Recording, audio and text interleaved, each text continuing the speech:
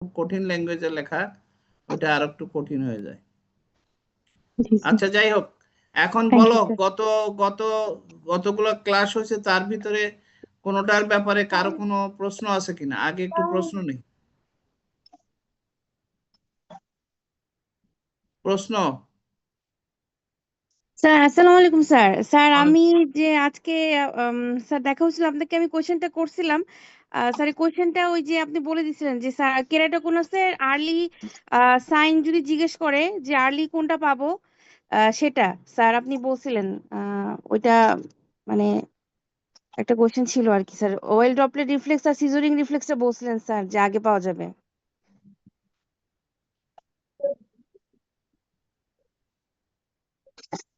আচ্ছা ঠিক আছে, আর কার কোনো প্রশ্ন? স্যার ফটোফোবিয়ার মেকানিজমটা কি, কর্নিয়াল ডিজিজের একটু জানতে চাচ্ছিলাম। ফটোফোবিয়ার মেকানিজম কি জানা খুব জরুরি? প্রথম কথা হচ্ছে একটা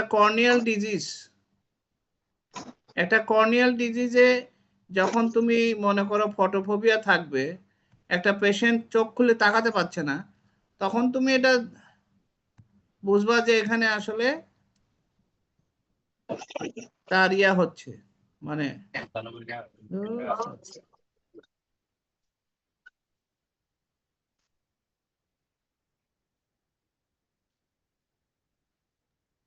লাইট স্ক্যাটারিং হবে না, লাইট স্ক্যাটারিং সবসময় হয় না। লাইট স্ক্যাটারিং এর জন্য হয় না। এই যে আবার ঝামেলা হয়ে গেল বড় করতে যায়।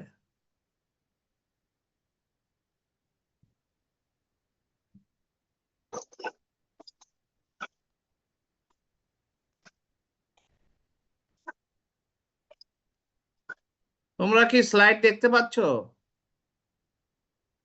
হ্যাঁ, জি স্যার। আমি তো হারাই ফেললাম।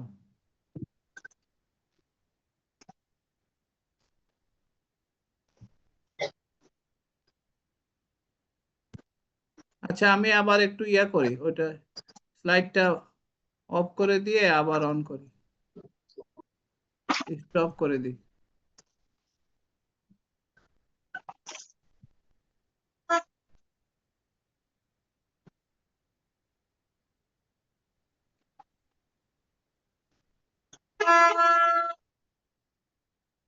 এখন আসছে? জি স্লাইড স্যার কি আসছে। আসছে? জি স্যার আসছে স্যার। আচ্ছা, ফটোফোবিয়া মূলত কর্নিয়াল লিশনে বেশি হবে। একটা প্রথম কথা হচ্ছে যে ইরিটেশন, মূল জিনিসটা হলো irritation of the nerve ending এর ইরিটেশন। কর্নিয়াল যে সেন্সিটিভিটি আছে, কর্নিয়াল সেন্সেশন, যে নার্ভ এন্ডিং এর ইরিটেশন যখন হবে তখনই মূলত ফটোফোবিয়া হয়। ফটোফোবিয়ার বিভিন্ন কারণ আছে, যেমন মনে করো যদি পিপল ডাইলেটেড থাকে তখনও তো ফটোফোবিয়া হয়, তাই না? এক্সেস লাইট এন্ট্রি করলে ফটোফোবিয়া হবে। ফটোফোবিয়া মানে কি? ফটোতে ভয় লাগে, আলোতে ভয়, আলোতে সমস্যা। এইটার বিভিন্ন কারণ আছে, তার মধ্যে একটা কারণ হচ্ছে excess entry of light in dilated pupil. তারপরে 2 নম্বর হচ্ছে irritation of the corneal nerves due to ulcer, keratitis, foreign body, হ্যাঁ, তোমার কি বলে corneal abrasion, whatever it is, এখানেও তোমার ফটোফোবিয়া হবে। এটা আমার মনে হয় খুব বেশি ইম্পর্টেন্ট কিছু না, ফটোফোবিয়ার মেকানিজম। আর স্যার এসপি কে ট্রিটমেন্টটা স্যার ওই দিন বলেন না স্যার, একটু যদি বলতেন। কিসের? স্যার এসপি কে, সুপারফিশিয়াল পাংক্টেড কেরাটাইটিস। এসপিকে এর প্রথম চিকিৎসা হলো তোমাকে অ্যান্টিভাইরাল ওয়েনমেন্ট দিতে হবে, তাই না? অ্যান্টিভাইরাল ওয়েনমেন্ট কি কি আছে আমরা পরীক্ষা জিজ্ঞেস করব। একটা হচ্ছে যে অ্যাসাইক্লোভির অয়েনমেন্ট, কত পার্সেন্ট? 3%। কতবার দিতে হয়? 4 আওয়ারলি দিতে হয়। তোমরা যদি 5 টাইমস এ ডে বলো তাহলে কিন্তু মানবো না। প্রথম কথা হচ্ছে এটা 4 hourly, it is an anti microbial agent, so এর একটা মিনিমাম ইনহিবিটরি কনসেন্ট্রেশন আছে, এমআইসি আছে, মিনিমাম ইনহিবিটরি কনসেন্ট্রেশন। এই এমআইসি যখন কমে যাবে তার মধ্যে যদি না দাও, 5 টাইমস এ ডে বললে অনেকে ওই যে তোমার সেইভাবে ভাগ করে ফেলবে, সেটা যাবে না। এটা হলো 4 hourly, but 5 times a day, 4 hourly and 5 times a day। তার মানে আমি বলি সাধারণত রাত 11টার পর থেকে সকাল 7টা পর্যন্ত আর দিবে না, ঘুমানোর সময় দিবে না। আবার 7টা 11টা 3টা 7টা 11টা, এটা হলো ভালো টাইম। যেভাবে হোক রাতে একটা ডোজ মিস হবে, এই জন্য 5 times a day, but it is 4 hourly. আর একটা আমরা দেই হচ্ছে গ্যানসাইক্লোভির। গ্যানসাইক্লোভির আসলে সবচেয়ে ভালো হচ্ছে তোমার ইয়ার জন্য, কি বলে, সাইটোমেগালোভাইরাল ইনফেকশনের জন্য গ্যানসাইক্লোভির ভালো, but it is also effective in herpes simplex keratitis. কিন্তু গ্যানসাইক্লোভিরের অ্যাডভান্টেজ হলো সে জেল ফর্মে থাকে, ফলে পেশেন্টের Soothing effect. হ্যাঁ ওয়েনমেন্টের প্রবলেমটা থাকে না। ওয়েনমেন্টের যে অয়েলি স্টিকি ভাব, সেটা জেলে থাকে না গ্যানসাইক্লোভির। আর গ্যানসাইক্লোভির দেই কত পার্সেন্ট, এগুলো আমরা জিজ্ঞেস করবো, 0.15%, এবং এটা জেল ফর্মে থাকে। আর একটা আছে তোমার ট্রাইফ্লুরিডিন আমাদের দেশে পাওয়া যায় না, কিন্তু ট্রাইফ্লুরিডিন এবং গ্যানসাইক্লোভিরও 4 আওয়ারলি দিতে হবে, আর ট্রাইফ্লুরিডিন দিতে হবে 9 টাইমস এ ডে, 5 বারের জায়গায় 9 বার দিতে হয়।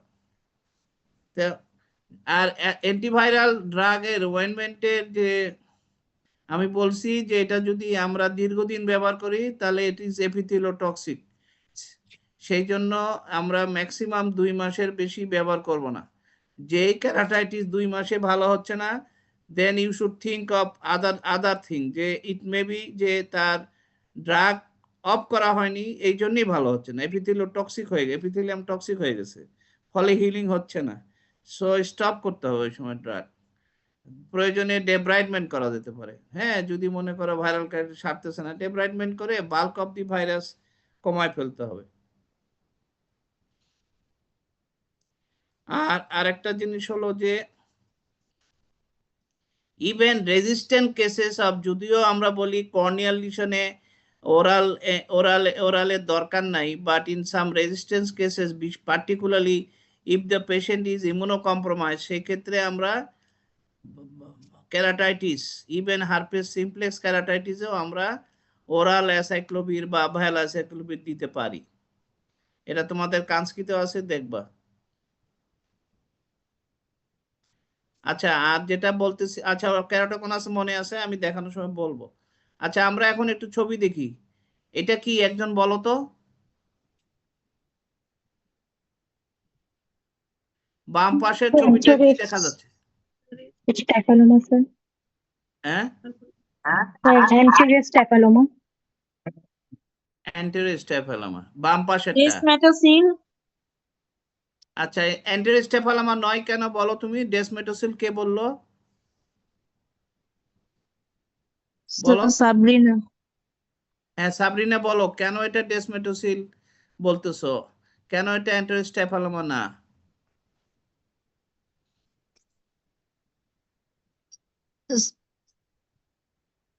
আচ্ছা, আমি একটা কথা বলি, আজকে একজন মাস্টার আমাকে বলল যে তাদের ছাত্ররা বলছে যে স্যার তো একদম সাব স্পেশালিটির মতো পড়াচ্ছে।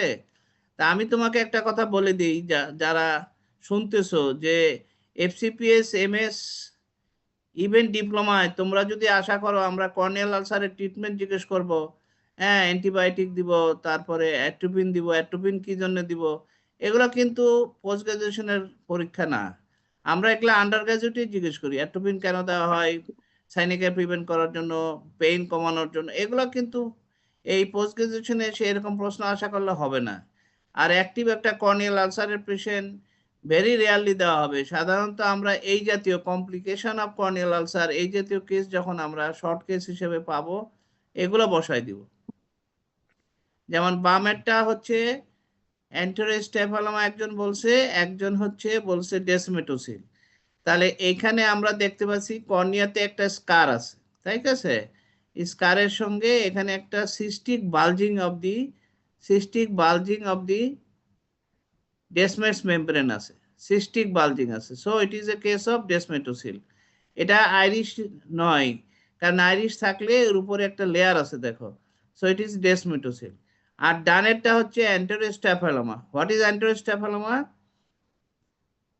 যে হোয়াট ইজ স্ট্যাফাইলোমা? স্ট্যাফাইলোমা হচ্ছে localised outward bulging of the outer coat of the eyeball along lined with uveal tissue.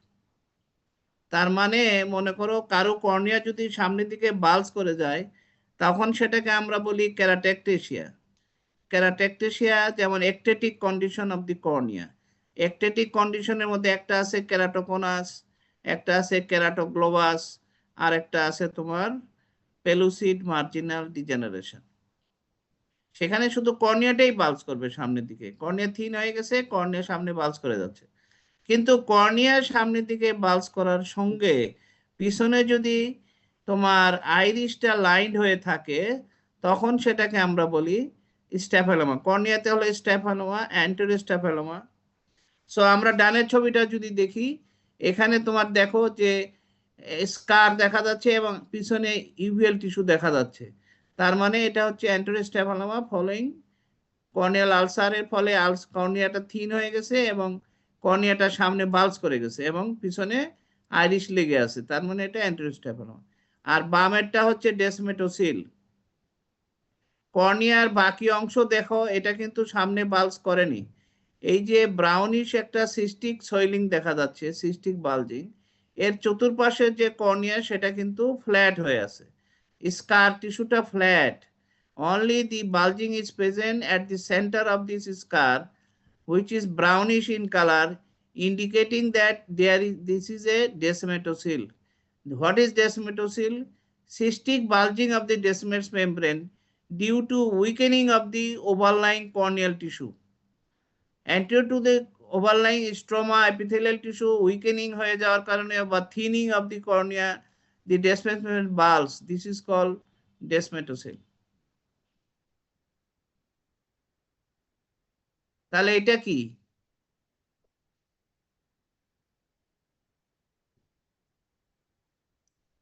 এটাও আমার অ্যান্টেরিয়র স্ট্যাফাইলোমা, ঠিক আছে? এটাও অ্যান্টেরিয়র স্ট্যাফাইলোমা, কারণ পিছনে ইউভিএল টিস্যু দেখা যাচ্ছে এন্ড কর্নিয়াটা বড় হয়ে গেছে এবং বাল্জ করছে সামনের দিকে থিনিং হওয়ার জন্য। কিন্তু সেন্টারে আমার স্কার টিস্যু অনেক বেশি, এই জন্য সেন্টারে ইউভিএল টিস্যুটা দেখতে পাচ্ছি না, উপরে দেখতে পাচ্ছি।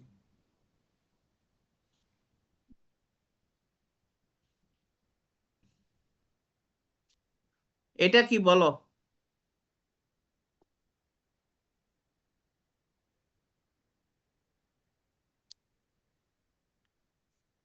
একজন বলো তো এটা কি?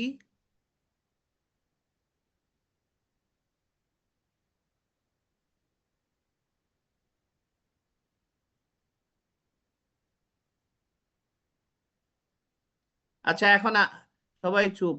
এইটা হচ্ছে আসলে কর্নিয়াল স্কার, তাই না? এটা আলসারেশন, আলসারেশন হয়ে কর্নিয়াতে লিকোমা হয়েছে।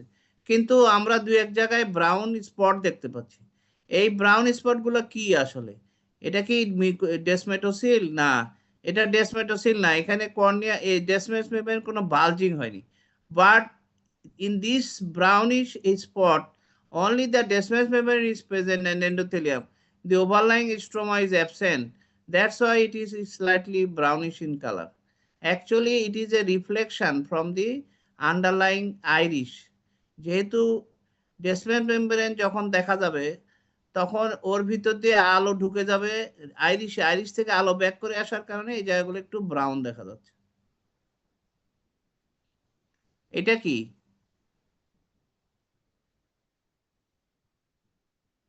বলো এটা কি, একজন বলতে হবে। Intercorneal foreign body. আচ্ছা মানলাম, আর কি হতে পারে?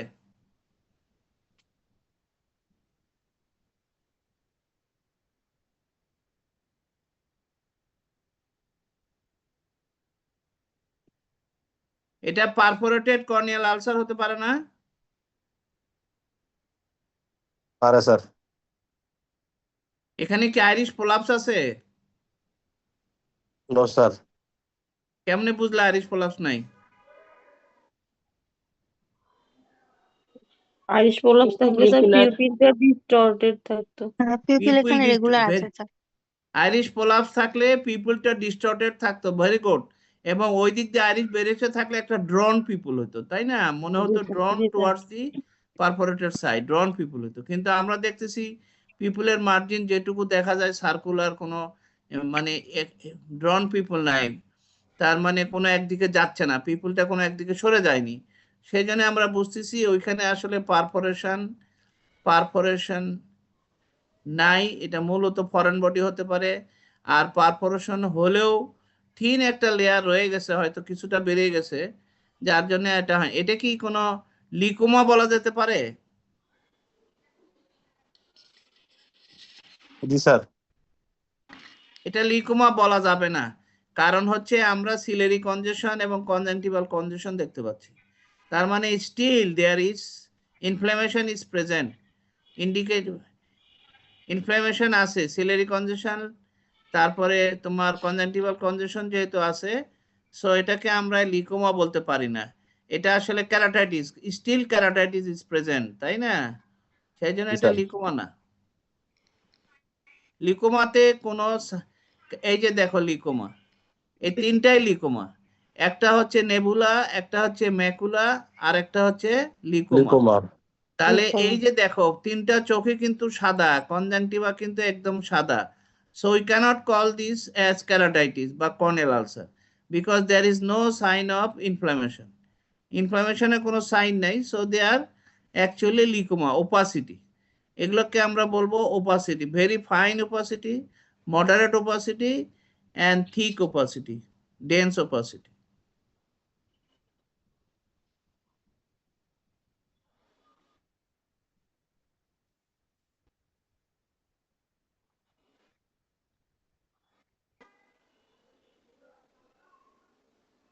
এখানে কি হয়েছে? আচ্ছা এটা বাদ দাও, এটা কি? Staphyloма. Staphyloma. সেফালোমা। এটা কি স্টেফেলোমা?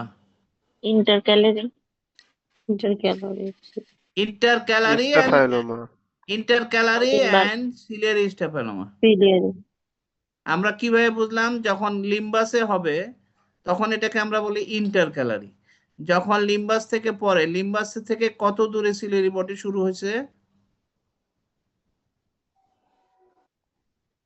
লিম্বাস থেকে as a whole average 1 millimetre পরে সিলিয়ারি বডি শুরু হয়েছে, বাট সুপিরিয়র লিম্বাসে it is 2 millimetre away from the limbus. In inferior millimeter it is 1.8 millimeter from the limbus. On either side, nasal এবং temporal side it is 1.4 millimeter away from the limbus. Only in the superior limbus, এখানে 2 millimetre away from the limbus শুরু হয়েছে। তাহলে আমরা এখানে কে কথা বলতেছে? আমরা এখানে দেখতে পাচ্ছি যে লিম্বাস থেকে শুরু হয়েছে, এটা প্রায় 4 মিলিমিটার চলে গেছে, তাহলে তো এখানে সিলিয়ারি বডি আছেই, তাই না? 2 মিলিমিটার পর থেকেই সিলিয়ারি বডি শুরু হয়, তারপরে থাকে 2 মিলিমিটার সিলিয়ারি বডি, তার পার্স প্লাইকাটা, তারপরে পার্স প্লানা থাকে আরো 4 মিলিমিটার। এইভাবে তোমার 7 মিলিমিটার পরে আমার 7 বা 8 মিলিমিটার পরে আমার মানে ওরাসেরাটা শুরু হয়।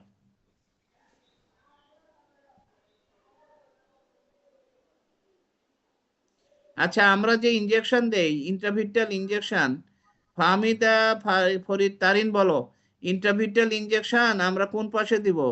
টেম্পোরাল সাইডে না নেজাল সাইডে? স্যার টেম্পোরাল সাইডে। কেন? স্যার এটা sir field of vision sir আমার স্যার সুবিধার জন্য স্যার, ইনজুরি কম হওয়ার। ফিল্ড অফ ভিশন, আমার ওই একটা ইনজেকশনের জন্য ফিল্ড অফ ভিশন কমে যাবে নেজাল সাইডে? আমরা জানি যে ওরাসেরাটা is situated about 7 to 8 millimeter away from the limbus on the temporal side, and Oraserata is situated about 6 to 7 millimeter away from the limbus on the nasal side. That means the Oraserata is closer to the limbus on the nasal side than the temporal side. So we prefer superior temporal or inferior temporal side are the most favorable site of choice for intravitreal injection is superior temporal or inferior temporal side. because in this side it is about 7 to 8 millimeter. যদি খুব কমেও থাকে 7 millimetre আগে থাকবে না, কিন্তু nasal সাইডে ওরাসারাটা 6 millimetre পরেই থাকতে পারে। পরে আমরা পার্স প্ল্যানাতে যেহেতু ইনজেকশন দিব, আমরা ফ্যাকিক আইতে আমরা 4 মিলিমিটার দূরে দিব, আর সুডোফ্যাকিক আইতে 3.5 মিলিমিটার দিব on the temporal side, not on the nasal side, because on the nasal side the ora serrata is closer to the limbus. এটা কি? হ্যাঁ স্যার, স্টেফাইলাম।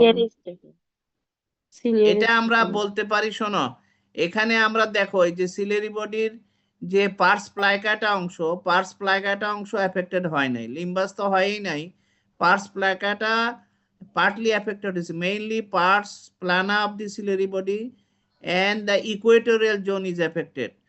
Equatorial zone আমাদের প্রায় 14 মিলিমিটার দূরে থাকে, তাই না? তাহলে তাহলে এটাকে আমরা বলবো Equatorial স্টেফালোমা and also ciliary staphyloма.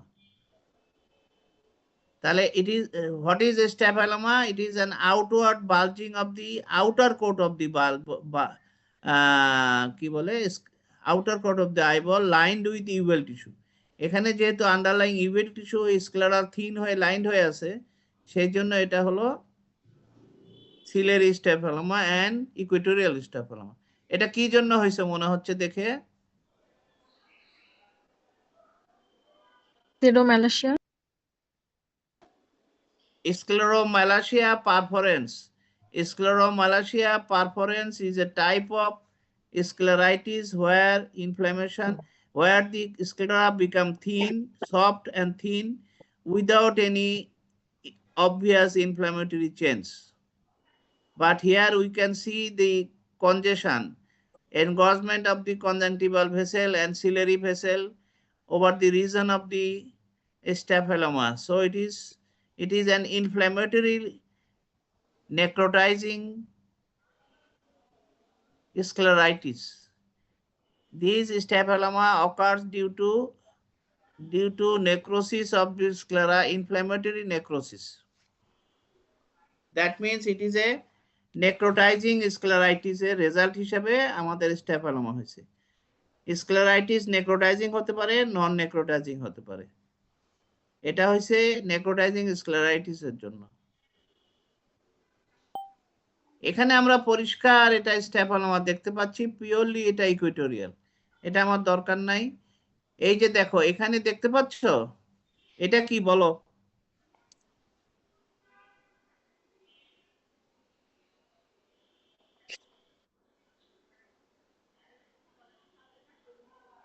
এটা স্ক্লেরোম্যালাজিয়া পারফরেন্স হবে, কোনো ইনফ্লামেশন নাই।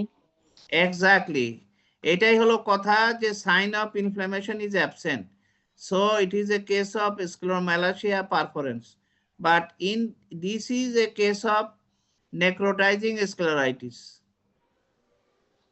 নেক্রোটাইজিং স্ক্লেরাইটিসে আমরা কনজেশন দেখতে পাবো, তখন বুঝবো যে এটা নেক্রোসিস হয়ে গেছে, স্ক্লেরাইটিস নেক্রোটাইজিং স্ক্লেরাইটিস হয়ে এটা এরকম স্ক্লেরা থিন হয়ে গেছে, ফলে স্টেফালোমা হয়েছে। কিন্তু এখানে আমাদের কোনো sign of inflammation is absent, so it is a case of scleromalacia perforans. Scleromalacia, malacia মানে softening, sclera become soft, thin and ultimately it bulges outwards lined with uveal tissue. Sir short কেজে এটা কিভাবে explain করব? হ্যাঁ? কি বলো? Sir short কেজে এটা কিভাবে এক্সপ্লেইন করব? বুঝলাম না। স্যার এটা যদি শর্ট কেজে থাকে তাহলে কিভাবে এক্সপ্লেইন করব? তুমি এটা বলবা যে, আমরা তো জিজ্ঞেস করবো এটা দেখো কি, তুমি বলবা যে বর্ণনা করো, বলবা যে sclera become thin and through the and bulges outwards and underlying uveal tissue is seen, so sclera appears bluish.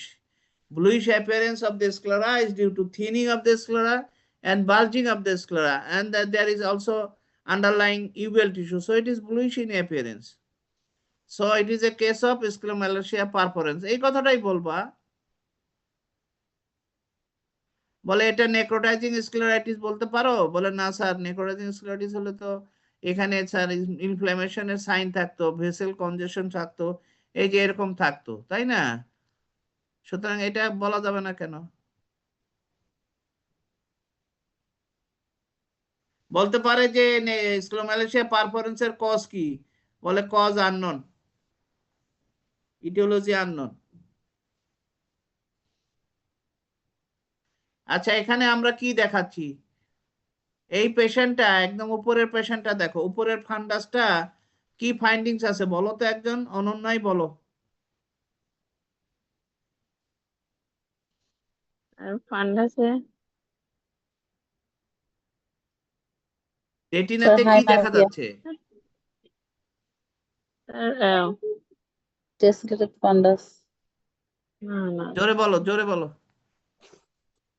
Sir এখানে হাইপোপিগমেন্টেড এরিয়া দেখা যাচ্ছে অনেক, multiple. Hypopigmentation and white, grayish white বা yellowish white scar tissue present at the macula. Scar tissue পাওয়া যাচ্ছে এবং disk পুরোটা দেখা যাচ্ছে না, ডিস্কের পাশে টেম্পোরাল ক্রিসেন্ট আছে, অ্যাট্রোপিক প্যাচ আছে temporal to the disc, and atrophic patch is also present in the macula. তাহলে এটা কি হতে পারে? স্যার মায়োপিয়া, স্যার এটা হলো প্যাথোলজিক্যাল মায়োপিয়াতে ম্যাকুলার ডিজেনারেশন হয়েছে, মায়োপিক ম্যাকুলার ডিজেনারেশন। এই পেশেন্টটা দেখে না, এই পেশেন্টটার ওসিটি করে, ওসিটি ফাইন্ডিংসটা এই যে এটা হলো, তাহলে এটা এই ওসিটি ফাইন্ডিংসে কি দেখা যাচ্ছে? পোস্টেরিয়র স্টেফাইলোমা। ওসিটি নরমালি আমরা লাইন স্ক্যান ওসিটিটা দেখবো হচ্ছে স্ট্রেট, এরকম স্ট্রেট হবে। এখানে আমরা কি দেখতে পাচ্ছি? OCT is backward bowing of the OCT is seen, backward bowing. So it is a case of posterior staphyloма. তাহলে what is posterior staphyloma? Outward bulging of the posterior pole of the sclera, outward bulging of the posterior pole of the sclera lined with underlying choroidal tissue. Choroid and retina line থাকবে, সেই জন্য ওটার নাম হয়ে যাবে posterior staphyloma. Posterior staphyloma সামনে থেকে বোঝা যাবে না, আমরা যদি ওসিটি করি তাহলে এটা পরিষ্কার দেখা যাবে। তাহলে যারা নতুন তারা শুনে রাখো, স্ট্যাফালোমা কর্নিয়াতে হলে অ্যান্টেরিয়র স্ট্যাফালোমা, সিলারি লিম্বাসে হলে তোমার ইন্টারকালারি স্ট্যাফালোমা, সিলারি বডি রিজনে হলে সিলারি স্ট্যাফালোমা, ইকুয়েটোরিয়াল রিজনে হলে ইকুয়েটোরিয়াল স্ট্যাফালোমা, আর পোস্টেরিয়র পোল অফ দি আইতে হলে পোস্টেরিয়র স্ট্যাফালোমা। এবং পোস্টেরিয়র স্ট্যাফালোমা হয় মায়োপিক ডিজেনারেশনের জন্য।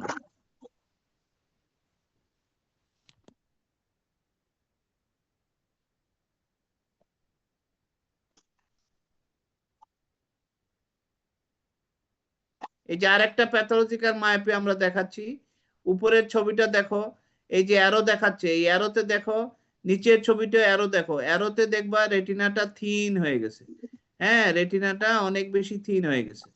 সো এটাও আমার পোস্টার। এবং আমরা নিচে যারা নতুন তারা দেখো, নিচে একটা নর্মাল ওসিটি ম্যাকুলা দেখানো হচ্ছে।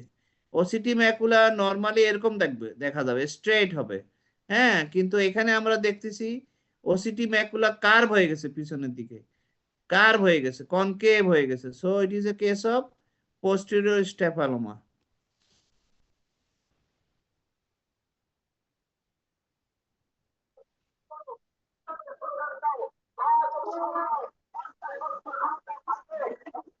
আচ্ছা, এখন আমরা একজন বলো, আব্দুল্লাহ আল সোহেল, সোহেল বলো তো বাম পাশের ছবিটা কি দেখা যাচ্ছে?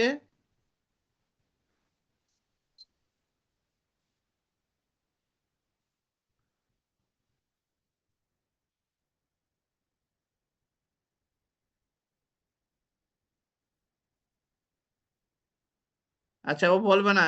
মিডফোর্ডের কেউ আসো? আসসালামু আলাইকুম স্যার, এখানে স্যার কর্নেল আলসারের মতো মনে হচ্ছে স্যার। আলসার তো আছেই, মনে হচ্ছে কি বলো, ডিসক্রাইব করো আলসারটা।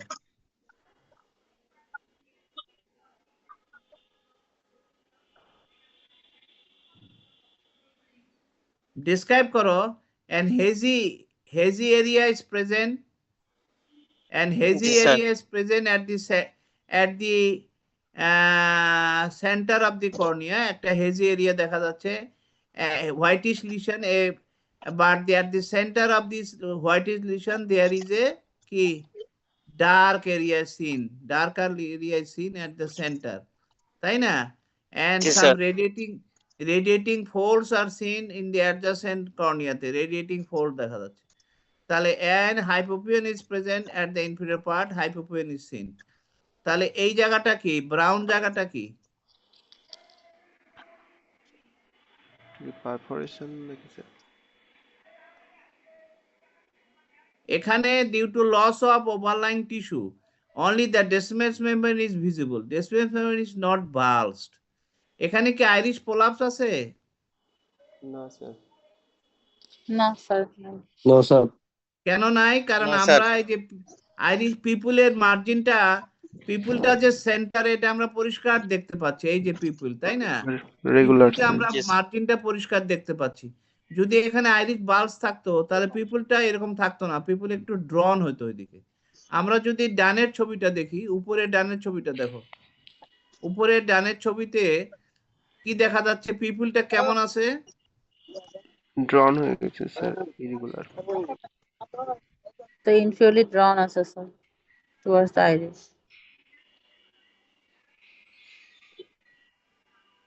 এখানে আমরা দেখো পিপুলটা হচ্ছে এই যে, এই পিপুলটা এই যে এইদিকে মার্জিনটা দেখা যাচ্ছে না, এই যে যেখানে perforated corneal ulcer with Irish prolapse, এই যেখানে কর্নিয়াল আলসার হয়ে আইরিশ প্রলাপস হয়েছে সেই জায়গাতে পিপুলের মার্জিনটা দেখা যাচ্ছে না, এবং পিপুলটা একটু ড্রন হয়েছে, ড্রন টুয়ার্ডস দি পারফোরেশন, সেই জন্য এটা হচ্ছে perforated corneal ulcer with Irish prolapse. কিন্তু এখানে আমরা দেখতে পাচ্ছি নিচের দিকেও যদি আমি আইরিশের মার্জিনটা দেখি, আইরিশের মার্জিন আমি দেখতে পাচ্ছি। So it is not ড্রন, it is not Irish prolapse, it is a case of Descemet's thinning, মানে thinning of the cornea leads to মানে visibility of the Descemet's membrane। Descemet's bulging ও নাই, Descemet's bulging হলে আমরা Descemetocele বলতাম, কিন্তু এখানে Descemet's bulging হয়নি,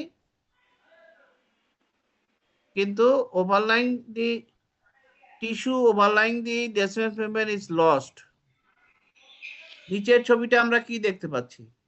sir ওটা ডায়াগনোসিস কি বলবো তাইলে স্যার, উপরের বামেরটা? উপরেরটা হচ্ছে কর্নিয়াল হাইপোপিয়ান কর্নিয়াল আলসার। আচ্ছা। বলে এখানে ব্ল্যাক কেন দেখা যাচ্ছে, এখানে ডার্ক কেন দেখা যাচ্ছে? বলে এই জায়গা স্যার ওই যে ডেসমেন্ট মেমব্রেনের উপরের যে টিস্যু, স্ট্রমা, এপিথেলিয়াল টিস্যু, বামেন্স সব মানে ডিস্ট্রাকশন হয়ে গেছে, ডিস্ট্রাকশন হয়েছে। টিস্যু ডিস্ট্রাকশন হয়ে ডেসমেন্ট মেমব্রেনটা দেখা যাচ্ছে, এই জন্য এরকম ডার্ক দেখা যাচ্ছে। নিচেরটা কি? পারফোরেটেড কর্নিয়াল আলসার, লেন্সের পারফোরেশন হয়েছে। এটা কি বলে? এটাকে বলে perforated corneal ulcer with extrusion of the lens extrusion, সামনে বেরিয়ে আসছে।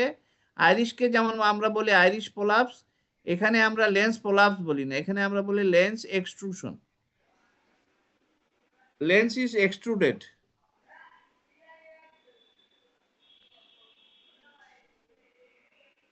এই বামের ছবিটা কি?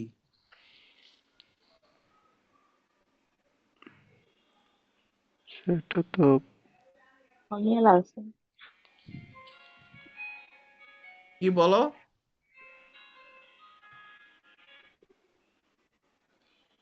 মিউকোপুরুলেন কর্নিয়াল আলসার নাকি? Mucopurulent corneal ulcer, Hypopyon corneal ulcer. Hypopyon corneal ulcer হয়েছে। হাইপোপিয়নের কি উপরের মার্জিন এরকম রাউন্ড হতে পারে? হাইপোপিয়নের মার্জিন, হাইপোপিয়নের এই যে দেখো হাইপোপিয়নের একটা টপ হরাইজন্টাল লেভেল থাকবে, একটা ফ্লুইড লেভেল থাকে। এটা যদি অর্ধেক হয় তো অর্ধেকও ফ্লুইড লেভেল থাকবে। এটা যদি 2/3 হাইপোপিয়ন থাকে তারপর 2/3ও একটা ফ্লুইড লেভেল থাকবে। কিন্তু এখানে কি আমার ফ্লুইড লেভেল আছে? উপরে কোনো না। ফ্লুইড লেভেল নাই। না স্যার। তো না, sir. Pass is present in the anterior chamber, তাই না? আমরা যেহেতু ছবি দেখতেছি, আমরা এটা কর্নিয়াল সারফেস স্লিট ল্যাম্পে আমরা আরো ভালো দেখতে পারতাম। আমরা বলতে পারি pass is present in the anterior চেম্বারে পাস আছে, ফুল অফ পাস, তাহলে আমরা এটা কি বলবো? এটা আসলে it is a case of endophthalmitis. Purulent intraocular inflammation not exceeding beyond sclera. আর এইখানে আমরা কি দেখতে পাচ্ছি? ডানের ছবিতে আমরা দেখতে পাচ্ছি যে pass, full of pass in the anterior chamber, yeah, and there is a necrosis of the corneal tissue, তাই না? And the adjacent conjunctiva, adjacent region of the eyeball, এখানে কি স্লাইড প্রপটোসিস দেখা যাচ্ছে ডান চোখে? জি স্যার। আর বাম চোখে কি প্রপটোসিস আছে? বাম বাম ছবিতে চোখে না স্যার, না স্যার। বাম ছবিতে প্রপটোসিস নাই, তাহলে বামেরটা হলো এন্ডোপথ্যালমাইটিস আর ডানেরটা হলো প্যানঅপথ্যালমাইটিস। তাহলে what is panophthalmitis? Inflammation when the in endophthalmitis থেকে যখন আমার sclera and overlying Tenon's capsule involve হয়ে যাবে তখন সেটা হয়ে যাবে panophthalmitis. and in case of panophthalmitis there will be slight proptosis. Orbital cellulitis হলে অনেক বেশি প্রপটোসিস হবে, কিন্তু প্যানঅপথ্যালমাইটিস হলেও প্রপটোসিস মাইল্ড প্রপটোসিস হবে, because the tens capsule is involve in the inflammation, tens capsule involve হয়ে গেছে এবং এখান মর্টিলিটি রেস্ট্রিকশন হয়ে যাবে। এখানে চোখটা উপরে নিচে ডানে বামে করতে পারবে না প্যানঅপথ্যালমাইটিস, কিন্তু এন্ডোপথ্যালমাইটিসে ocular motility will be normal, there is no প্রপটোসিস।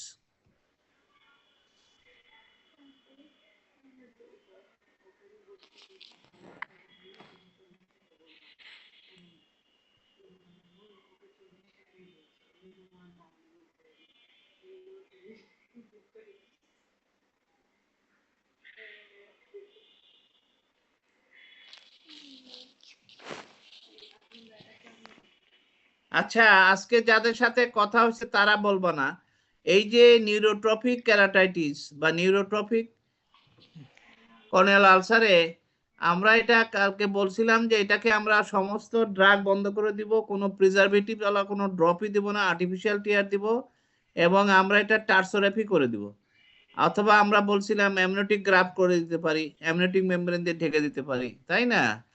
তাহলে আস্তে আস্তে ওটা হিলিং হয়ে যাবে। কোন ড্রপের নাম কি জানো?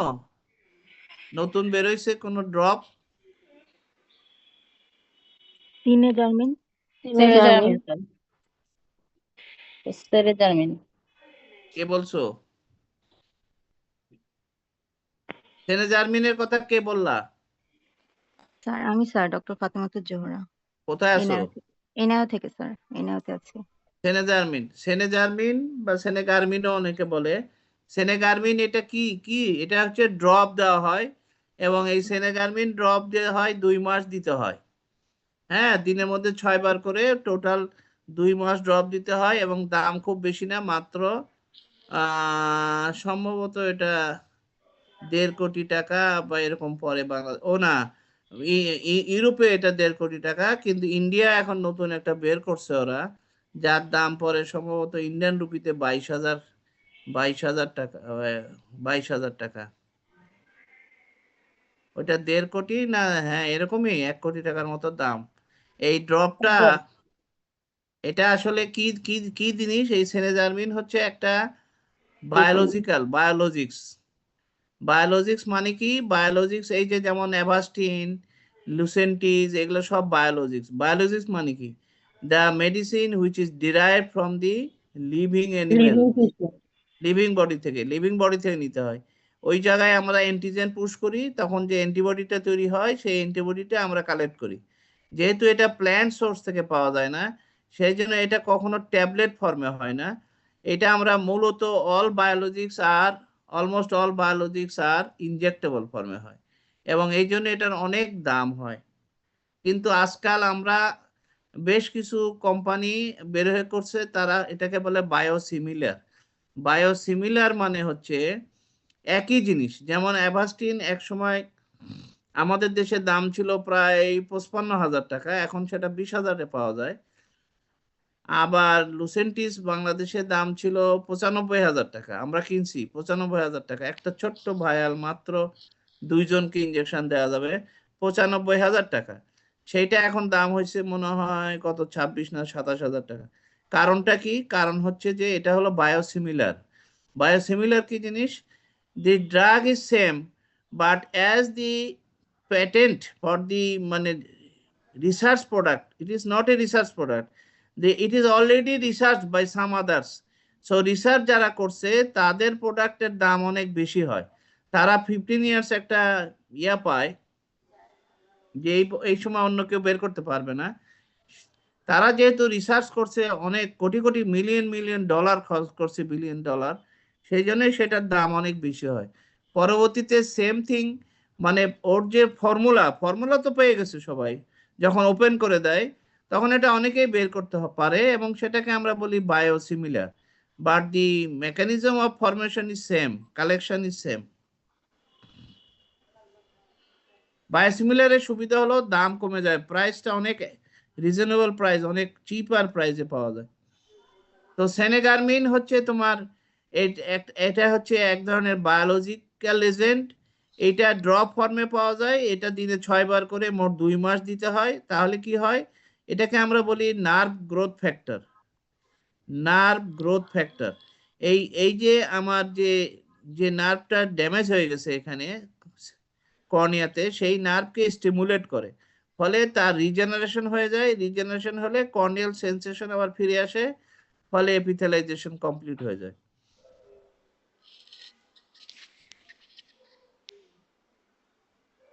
স্যার এটা কি আমাদের দেশে অ্যাভেলেবল স্যার? আমার জানা মতে এখনো অ্যাভেলেবল না, আমি এখনো কাউকে দিতে দেখি নাই বা পাইনি।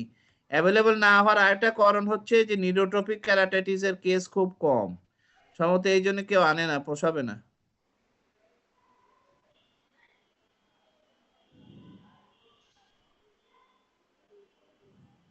তবে ইন্ডিয়া থেকে আনানো যায়, এটা কোনো সমস্যা না, ইন্ডিয়া থেকে চাইলেই আনানো যায়।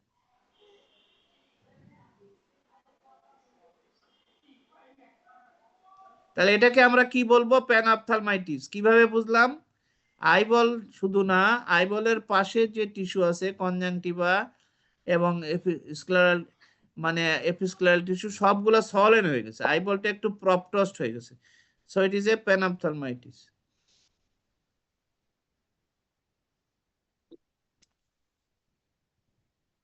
আচ্ছা, একটা প্রশ্ন করছিল আজকে একজন যে কেরাটোকোনাসের আর্লি সাইন কি?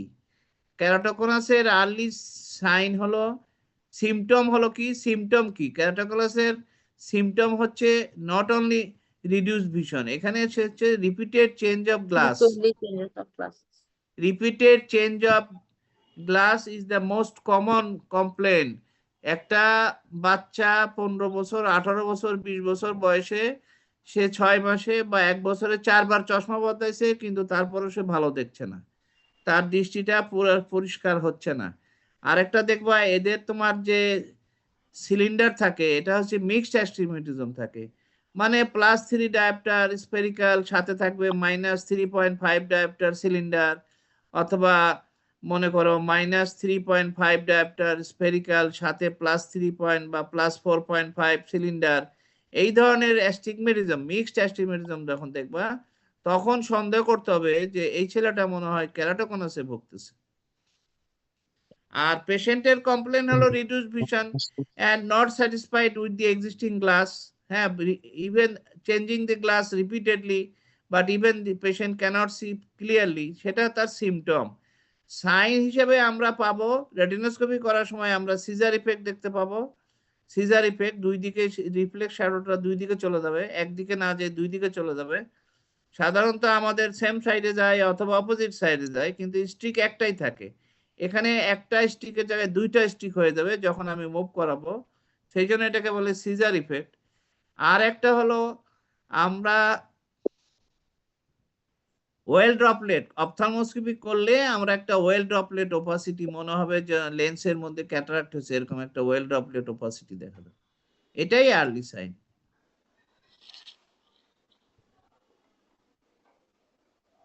আর আমি যেটা দেখাইছিলাম স্লিট ল্যাম্পে ভালো করে খেয়াল করলে কার্ভেচার অফ দি এই যে কি বলে রিফ্লেক্স কর্নিয়াল অপটিক্যাল সেকশনের যে কর্নিয়াল শ্যাডোটা দেখা যাবে সেটা এরকম কার্ভ হয়ে যাবে বেশি এবং এক জায়গায় থিন হয়ে যাবে সেন্টারের নিচেই, জাস্ট সেন্টারের নিচেই।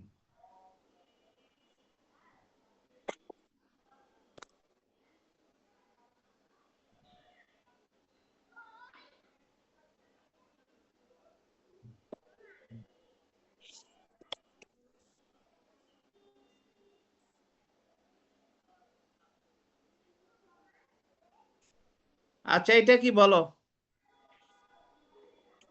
বামের ছবিটা ডানের ছবিটা দেখো কি দেখা যায়? অ্যারো দিয়ে দেখানো হয়েছে, একটা লাইন দেখা যাচ্ছে, একটা greyish white line is present at the periphery of the cornea and slit lamp করলে দেখা যাচ্ছে it is not on the surface but under the at the posterior part of the cornea. এখানে আমরা একটা এরকম লিনিয়ার সার্কুলার লাইন দেখতেছি, এই লাইনটা কিসের? পোস্টার ইমব্রয়েড রক্সন মানে কি? স্যার ওই anterior insertion of the কি জানি ciliary Descemet membrane. Solvages, prominent solvages. এটা আসলে peripheral end of the Descemet's membrane. আমরা জানি যে ডেসমেন্স মেমব্রেন তোমার ইয়ার থেকেও ভিতরে চলে যাবে, মানে লিম্বাস থেকে, লিম্বাসে শেষ হয় না, কোথায় শেষ হয়? স্ক্লেরার ভিতরে আরো প্রায় 1 থেকে 1.5 মিলিমিটার ভিতরে ঢুকে যায়। ডেসমেন্স মেমব্রেন ঢুকে যায় কর্নিয়াল স্ট্রোমা, স্ক্লেরার ভিতরে ঢুকে যায়, তাই না? কিন্তু এখানে এবং তারপরে এবং ওখানে অ্যাঙ্গেল অফ দ্য অ্যান্টেরিয়র চেম্বারের মোস্ট অ্যান্টেরিয়র বর্ডার তৈরি করে এই ডেসমেন্স মেমব্রেন। ডেসমেন্স মেমব্রেনটা অ্যাঙ্গেল অফ দ্য অ্যান্টেরিয়র চেম্বারের মোস্ট সুপারফিশিয়াল বর্ডার তৈরি করে। কিন্তু এখানে কি হচ্ছে, ডেসমেন্স মেমব্রেন আগেই শেষ হয়ে গেছে, এই জায়গায় শেষ হয়ে গেছে।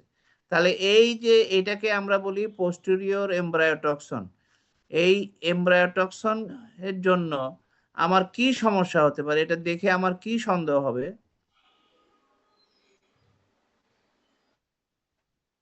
Axenfeld Rieger anomaly. Rieger syndrome. এখানে আসলে অ্যাঙ্গেল অ্যানোমালি থাকবে, যেহেতু আমার ডেসমেন্স মেমব্রেন চলে যাওয়ার কথা ছিল, স্ক্লেরার ভিতরে ঢুকে যাওয়ার কথা ছিল, ঢোকে নাই, এখানে শেষ হয়ে গেছে। তার মানে কি, the angle is maldeveloped developmentally, এটা তো ডেভেলপমেন্টাল এরর, ফলে অ্যাঙ্গেলটা প্রপার ডেভেলপ হবে না, ফলে এই পেশেন্টের গ্লোকোমা হওয়ার সম্ভাবনা অনেক বেশি থাকে।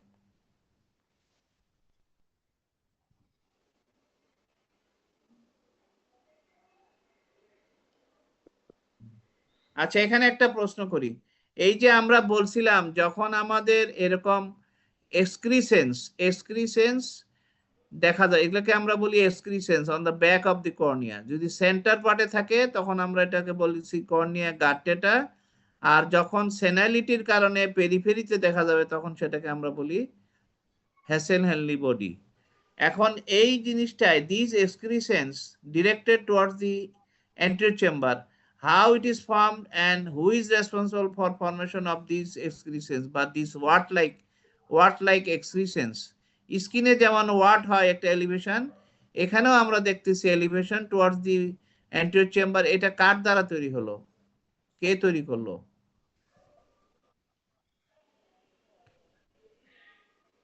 ডেসমেন্স মেমব্রেন কে তৈরি করলো? Endothelial cell দিয়ে sir. It is produced by the abnormal endothelial cell. These abnormal endothelial cell, in case of Fuchs endothelial dystrophy, when the endothelial cell count is progressively reduced, this destroying but dysfunctioning endothelial cell will produce this excrescence and is deposited on the descemet membrane, and the material is same as the descemet membrane material. Descemet membrane is also produced by the endothelium. Descemet membrane কি regenerate করতে পারে? না sir. জি sir. পারে sir. পারে, Bowman's পারে না। শোনো একটা কথা বলি, এটা মনে রাখবা যে একটা যেটা তোমার পারে না, পারে তার পাশেরটা থাকবে পারে না। এপিথেলিয়াম যেহেতু রিজেনারেট করতে পারে, সুতরাং বাউমেন্স মেমব্রেন রিজেনারেট করে না, আর এন্ডোথেলিয়াম যেহেতু রিজেনারেট করে না, সো ডেসমেন্স মেমব্রেন রিজেনারেট করে। and these Descemet's membrane is produced by the endothelial cell, so it can regenerate. Basement membrane পাশে epithelium, regeneration, no regeneration. এখানে হচ্ছে regeneration, no regeneration. এটা ভাই মনে রাখতে হবে। সামনে epithelium regenerate করতে পারে, basement পারে না। এখানে Descemet membrane regenerate করে, endothelium করে না।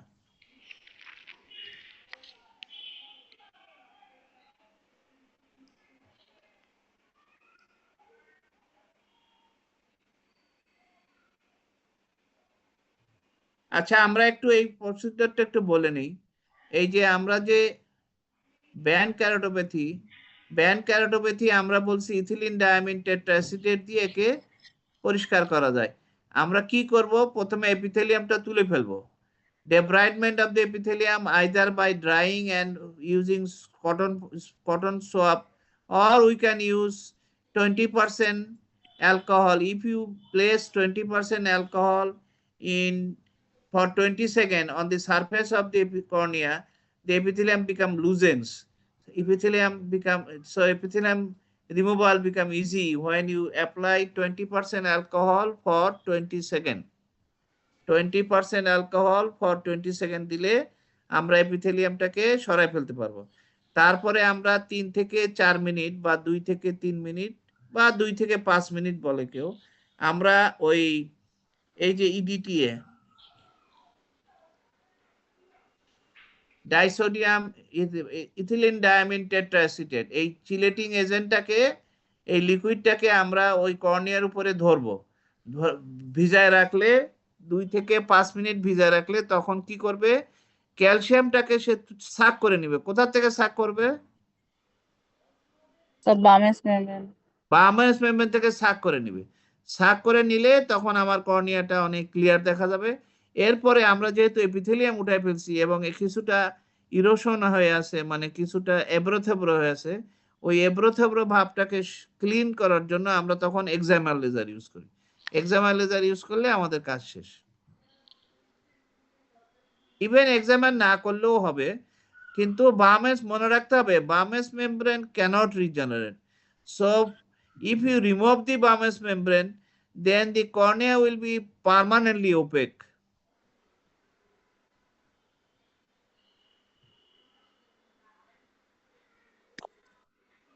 এখানে আমরা যদি দেখি যে ছবি এ তে দেখো একটা ব্যান্ড দেখা যাচ্ছে, আর ছবি বি তে দেখো ব্যান্ডটা চলে গেছে।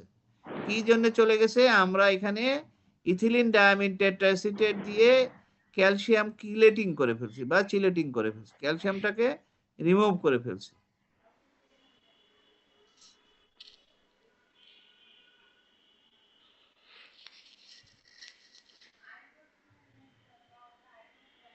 আচ্ছা, এটা কি জিনিস?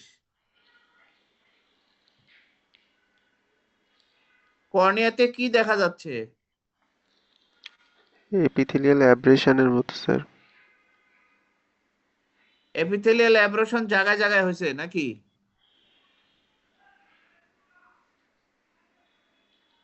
Recurrent epithelium.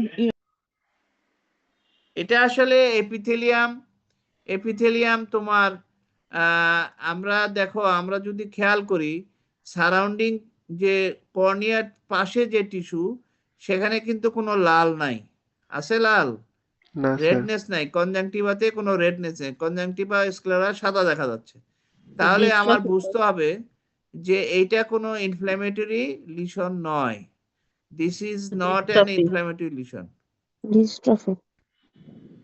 So the epithelial surface is map like, তাই না? irregular. Epithelium is partly dysfunctioning বা বলতে পারো যে unhealthy. Epithelium is unhealthy and there are some map like irregular map like opacity present on the surface of the cornea.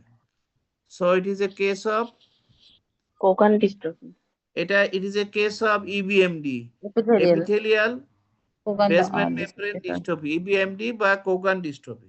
Most common dystrophy হচ্ছে epithelial basement dystrophy. এটা আমরা জিজ্ঞেস করব, কিন্তু মোস্ট কমন কর্নিয়াল ডিস্ট্রফি নাম কি? সেটা হচ্ছে এপিথেলিয়াল বেসমেন্ট মেমব্রেন ডিস্ট্রফি।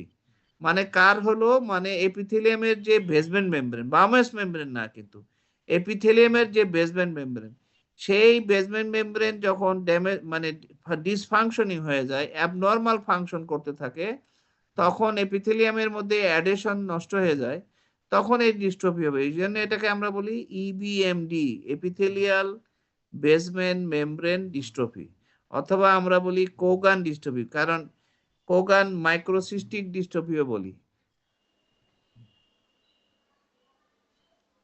একই জিনিস আমরা আবার আরো একটা দেখাচ্ছি বড় করে। এখানে the epithelium is unhealthy and there are some map like opacity present in the surface of the cornea, but the remaining sclera is white, so it is not an inflammatory condition, it is a dystrophic condition. তাহলে আমরা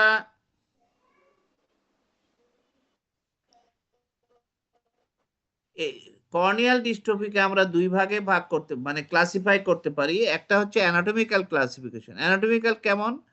যেমন যদি এপিথেলিয়ামে হয় তাহলে epithelial dystrophy, যদি তোমার বামেস মেমব্রেনে হয় তাহলে বামেন মেমব্রেন ডিস্ট্রফি, যদি স্ট্রমাতে হয় স্ট্রমাল ডিস্ট্রফি, তারপরে তোমার মনে করো যে এন্ডোথেলিয়ামে হবে তখন আমরা বলবো এন্ডোথেলিয়াল ডিস্ট্রফি। আবার আমরা বলছি যে এভিডেন্স বেসড ক্লাসিফিকেশন, মানে কি?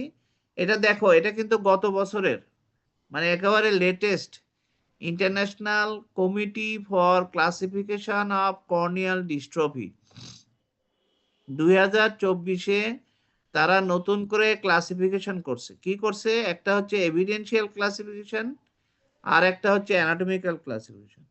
এভিডেন্সিয়াল মানে আমরা দেখি একটু, এটা 4টা ক্যাটাগরিতে ভাগ করছে তারা। একটা হচ্ছে ওয়েল ডিফাইন্ড, দেখো এভিডেন্স লেভেলটা কি? ওয়েল ডিফাইন্ড মানে এই যে আমরা দেখলাম যে এই যে তোমার map like opacity in the surface of the cornea, তাহলে এটা একটা ওয়েল ডিফাইন্ড প্যাটার্ন।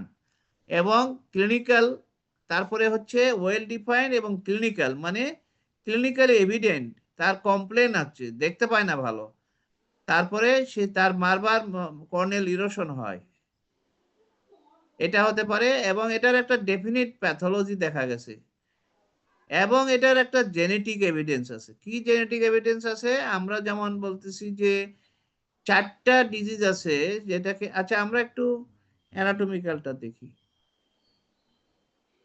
এই যে দেখো অ্যানাটমিক্যাল কি হলো? এপিথেলিয়াল এন্ড সাব এপিথেলিয়াল, আর একটা হচ্ছে এপিথেলিয়াল স্ট্রমাল, আর একটা হচ্ছে শুধু স্ট্রমাল, আর একটা হলো এন্ডোথেলিয়াল। তাহলে আমরা কয়েকটা দেখাই আগে একটু।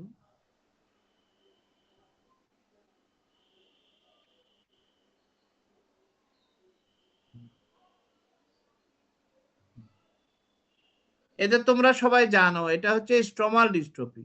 আমরা জানি যে স্ট্রমাতে তিন রকম ডিস্ট্রফি হয়, একটা হচ্ছে ল্যাটিস, আর একটা হচ্ছে গ্র্যানুলার, আর একটা হচ্ছে ম্যাকুলার ম্যাকুলার। এই যে ম্যাকুলার ডিস্ট্রফি, তাই না? এটা হলো ম্যাকুলার ডিস্ট্রফি। কিন্তু এই যে দেখো এই যে ল্যাটিস ডিস্ট্রফির আমরা তার জেনেটিক ডিফেক্টটা জানি, সেটা কি? সেটা হচ্ছে TGF-β1, মানে জিন TGF-β1, এটাকে বলা হয় ট্রান্সফর্মিং গ্রোথ ফ্যাক্টর β1। এই TGF-β1 জিনের ডিফেক্ট হওয়ার জন্য আমাদের এই ল্যাটিস ডিস্ট্রফি হয়, ল্যাটিস 1। তারপরে তোমার গ্র্যানুলার ডিস্ট্রফি, এটাও TGF-β1 এর জন্য হয়। তাহলে আমরা এটার একটা ডেফিনিট জেনেটিক প্যাটার্ন পেলাম। আবার আমরা যে সুপারফিশিয়াল ডিস্ট্রফি আছে, যেমন মনে করো এই যে কি বলে এটাকে, মিসম্যান বাউমেস মেমব্রেন ডিস্ট্রফি যেটা আছে, মিসম্যান ডিস্ট্রফি, আর একটা হচ্ছে তোমার থেলবেনকে, এই দুটাও আমরা TGF-β1। তার মানে আমরা 4টা ডিস্ট্রফি দেখি যাদেরকে আমরা TGF-β1 তার জেনেটিক ডিফেক্ট থাকে, এই জিনের ডিফেক্ট থাকে। একটা হচ্ছে মিসম্যানস, না সরি ভুল বলছি, রিসবাকলার ডিস্ট্রফি, তারপরে তোমার হচ্ছে থেলবেনকে, আর স্ট্রমাল দুইটা, একটা ল্যাটিস আর একটা গ্র্যানুলার। এই চারটা হচ্ছে, তাহলে আমরা বলতে পারি যে আমরা যেমন তোমরা, আমি জানি না সবগুলো মনে রাখতে পারবা কিনা বা সবাই ধারণ করতে পারবে কিনা পড়া না থাকলে। যেমন আমরা বলছি যে এপিথেলিয়ামে কি কি ডিস্ট্রফি হয়, একজন বলো তো, যারা পরীক্ষা দিবা বলো। স্যার এপিথেলিয়ামে sir Cogan dystrophy, Meesmann epithelial dystrophy, Lisch epithelial corneal dystrophy, gelatinous drop like dystrophy. এই যে দেখো জিলাটিনাস ড্রপ লাইক ডিস্ট্রফি দেখাই, এই যে দেখছো মালবেরি লাইক, এই যে মালবেরি ছবির সঙ্গে দেখানো আছে, mulberry like golden yellow deposit দেখা যায় অন দি এপিথেলিয়াম, এটাকে আমরা বলি জিডিএলডি। হ্যাঁ, জেলাটিনাস ডিস্ট্রফি, জেলাটিনাস ডিস্ট্রফিটা এরকম দেখা যাবে। আর লিশ ডিস্ট্রফি কেমন দেখা যাবে? লিশ মানে কি? লিশ মানে হচ্ছে গুচ্ছ, যেমন মনে করো বিড়ালের লেজ, ছাগলের লেজ, এই যে একগুচ্ছ পশম, এরকম যখন একটা লেজের মতো একটা গুচ্ছ দেখা যাবে তখন সেটা লিশ ডিস্ট্রফি। আর আমরা যেটা বললাম যে এই যে আমরা বলছি মোস্ট কমন হচ্ছে কোগান মাইক্রোসিস্টিক ডিস্ট্রফি, অনেকগুলা সিস্টের মতো দেখা যাবে, কর্নিয়াতে অনেকগুলা সিস্ট মনে হবে, ইন্ট্রাএপিথেলিয়াল সিস্ট। অথবা আমার এখানে ফিঙ্গারপ্রিন্ট মনে হবে যে কিছু, আমরা যদি থাম্বের দিকে তাকাই, থাম্বের নিচে যে দেখবা যে অনেকগুলো ring like, linear ring like, এই যে আমরা যদি ভালো করে খেয়াল করো যে এখানে কিছু লিনিয়ার লাইনস আছে, বেশ কিছু লাইন, এই লাইনগুলোকে আমরা আমাদের যে ফিঙ্গারে, যে ফিঙ্গার টিপে যে আমাদের পামার রেসপেক্টে যে এরকম আছে প্রিন্ট আছে, সেই প্রিন্টের মতো, সেই জন্য আমরা বলি এগুলা ফিঙ্গারপ্রিন্ট শ্যাডো। ফিঙ্গারপ্রিন্ট ওপাসিটি অথবা সিস্টিক ওপাসিটি অথবা ডট লাইক ওপাসিটি অথবা আমরা বলছি ম্যাপ লাইক ওপাসিটি, এইগুলা আমরা পাবো কিসে? ইন কেস অফ ইবিএমডি বা কোগান ডিস্ট্রফিতে। This is most common dystrophy. এবং এটার কমপ্লেন কি হয়? এটার কমপ্লেন হলো রিকারেন্ট ইরোশন হয়, এবং যেহেতু সারফেসটা অত স্মুথ না, সেই জন্য পেশেন্টের দেখতেও একটু সমস্যা হয়, একটু অ্যাস্টিগমেটিজম হয়, পেশেন্টের ভিজুয়াল ডিস্টারবেন্স থাকে, এবং ভিজুয়াল ডিস্টারবেন্স খুব মাইল্ড ভিজুয়াল ডিস্টারবেন্স থাকে, মূলত তার রিকারেন্ট কর্নিয়াল ইরোশন হয়। কেন ইরোশন হয় আমরা একটু দেখি। এই যে দেখো আমরা এখানে দেখতে পাচ্ছি, আমরা জানি যে এই যে এপিথেলিয়াল সেলগুলা একজন আরেকজনের সাথে লেগে থাকে, বিভিন্ন জাংশন আছে, একটা হলো তোমার টাইট জাংশন, তারপরে আছে তোমার গ্যাপ জাংশন, তারপরে আছে তোমার ডেসমোসোম। হ্যাঁ, গ্যাপ জাংশন মানে কি? একটা সেলের থেকে আরেকটা সেলের যে ইনফরমেশন গুলো যায় গ্যাপ জাংশন দিয়ে যায়। আর টাইট জাংশন মানে কি? মোস্ট সুপারফিশিয়াল যে সেলগুলো থাকে, এবং এই সেলগুলার দুইটা সেলের মাঝে সুপিরিয়রলি, অর্থাৎ একদম প্রথমে থাকে যে জাংশন, এই বামের ছবিটা দেখো, একদম এই যে আমার একদম প্রথমে যে জাংশন থাকবে একদম সারফেসের দিকে, সেটার নাম হলো টাইট জাংশন। মানে এই জাংশনের ভিতর দিয়ে বাইরে থেকে কোনো কিছুই ঢুকতে পারবে না।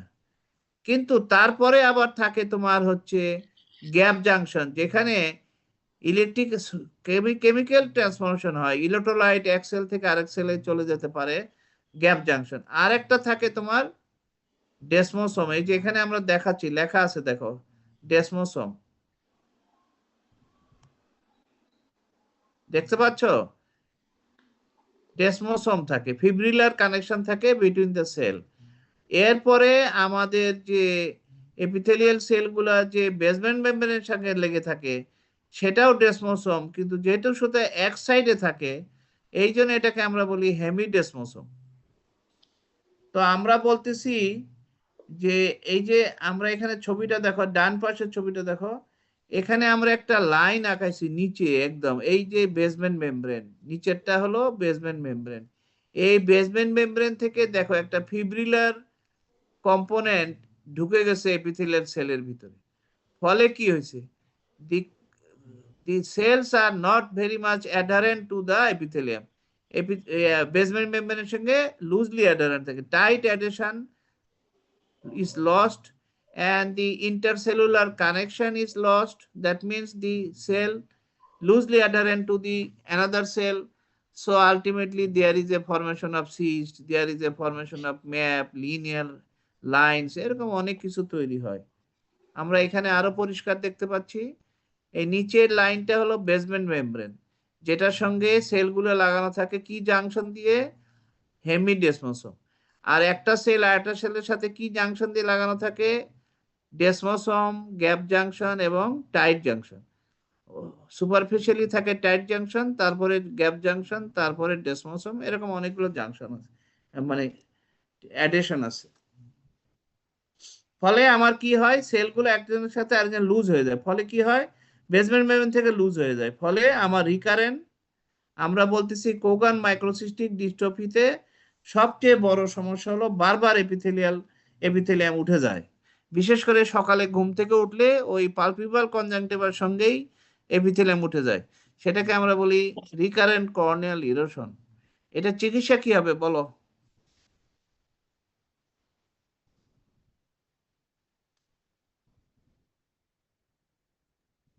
একজন বলো একটু। Bandage, contact lens.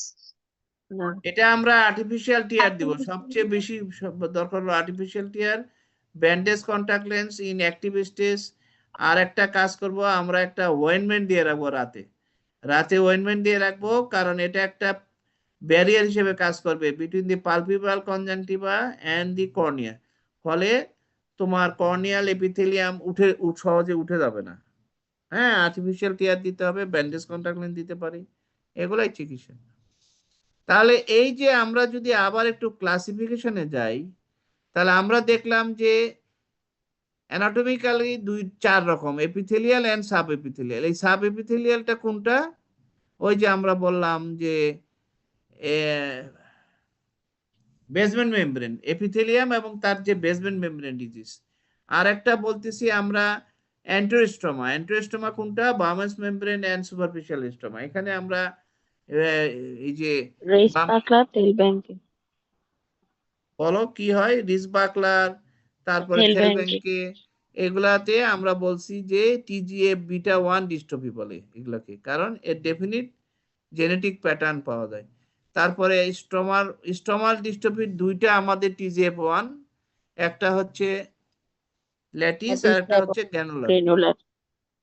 এই জন্য আমরা দেখো এখানে ক্লাসিফিকেশনটা যদি আবার দেখি, এভিডেন্স বেস মানে জেনেটিক এভিডেন্স ক্যাটাগরি 1 এ আছে, ক্যাটাগরি 2 তে কোনো জেনেটিক এভিডেন্স পাওয়া যায় না, ক্যাটাগরি 3 তে তোমার জেনেটিক এভিডেন্স না, শুধু প্যাথোলজিটাও আননোন থাকে, আর ক্যাটাগরি 4 এ জেনেটিক এভিডেন্স থাকে না, ক্যাটাগরিটা প্যাথোলজি আননোন থাকে, এবং ক্লিনিক্যালি অত এভিডেন্ট না, ওয়েল ডিফাইন্ড পিকচার পাওয়া যায় না, সেটা হলো ক্যাটাগরি 4।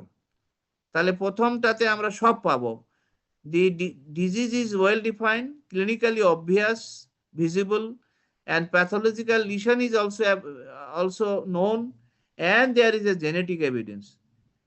ঠিক আছে? আর যখন আমরা ওয়েল ডিফাইন্ড ক্লিনিক্যাল ফাইন্ডিংস আছে, ক্লিনিক্যালি খুব অবভিয়াস, প্যাথোলজিক্যালও ঠিক আছে, সব প্যাথোলজি আমরা জানি, কিন্তু আমরা তার জেনেটিক প্যাটার্ন জানি না। যেমন আমরা EBMD জেনেটিক প্যাটার্ন কি বলতো?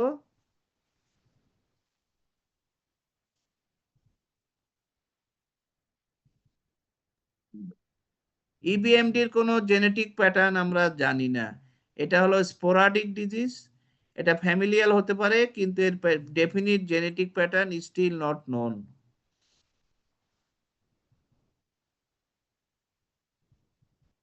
আচ্ছা, এত থিওরির মতো পড়ানো যাবে না, আমি একটু দেখানোর চেষ্টা করি। তোমাদের কানস্কিতে, সব কানস্কিতে আছে, দেখবা যে আমরা বলছি এই যে ল্যাটিস ডিস্ট্রফি এবং গ্র্যানুলার ডিস্ট্রফি। ল্যাটিস ডিস্ট্রফিতে কি ডিপোজিশন হয়? অ্যামালয়েড ডিপোজিশন হয়। আর গ্র্যানুলারে কি ডিপোজিশন হয়? Hyaline deposit. এটা কিভাবে মনে রাখবা? Marilyn Munro. এটাকে আমি বলি যে যেমন ল্যাটিস, এই ল্যাটিস আবার দুই রকম আছে, একটা হচ্ছে ল্যাটিস 1, ল্যাটিস 2। ল্যাটিস 1 হচ্ছে টোটালি আইয়ের ডিজিজ, আর যখন এই ল্যাটিসের সঙ্গে সিস্টেমিক ফিচার থাকবে তখন সেটাকে আমরা বলি ল্যাটিস 2। এবং ল্যাটিসে হচ্ছে আমি বলি যে ল্যাটিস হলো আলু, মানে অ্যামালয়েড ল্যাটিস, আলু, ঠিক আছে? এটাকে তোমরা বলতে পারো হেক। হেক শহর আছে না, সেই হেক শহরের মতো, মানে গ্র্যানুলার সো হায়ালিন। আর এটাকে আমরা বলি ম্যাকুলার স্যার গ্লাইকেন বা মিউকোপলিস্যাকারাইড। এ তো সবাই জানো যে ইন্টারস্টিশিয়াল স্পেসে আমার যে ম্যাটেরিয়ালস গ্রাউন্ড সাবস্টেন্স থাকে সেটার নামই আমরা বলি মিউকোপলিস্যাকারাইড বা গ্লাইকোজ্যামোনোগ্লাইকেন্স। তাহলে এইটা যে মিউকোপলিস্যাকারাইডোসিস বলা যাবে কি? বলা যাবে না, কারণ মিউকোপলিস্যাকারাইডোসিস একটা ডিজিজ যেখানে কার্বোহাইড্রেট মেটাবলিজমের সমস্যা থাকে এবং সারা বডিতে তার ফিচার থাকবে। বাট যখন আমি গ্লাইকোজ অ্যামাইনোগ্লাইকেন্স বা মিউকোপলিস্যাকারাইড শুধু কর্নিয়াতে ডিপোজিট হচ্ছে, তখন এটা পিওরলি একটা কর্নিয়াল ডিস্ট্রফি। বাট মনে রাখতে হবে স্যাকারাইডোসিস হচ্ছে একটা সিস্টেমিক ডিজিজ।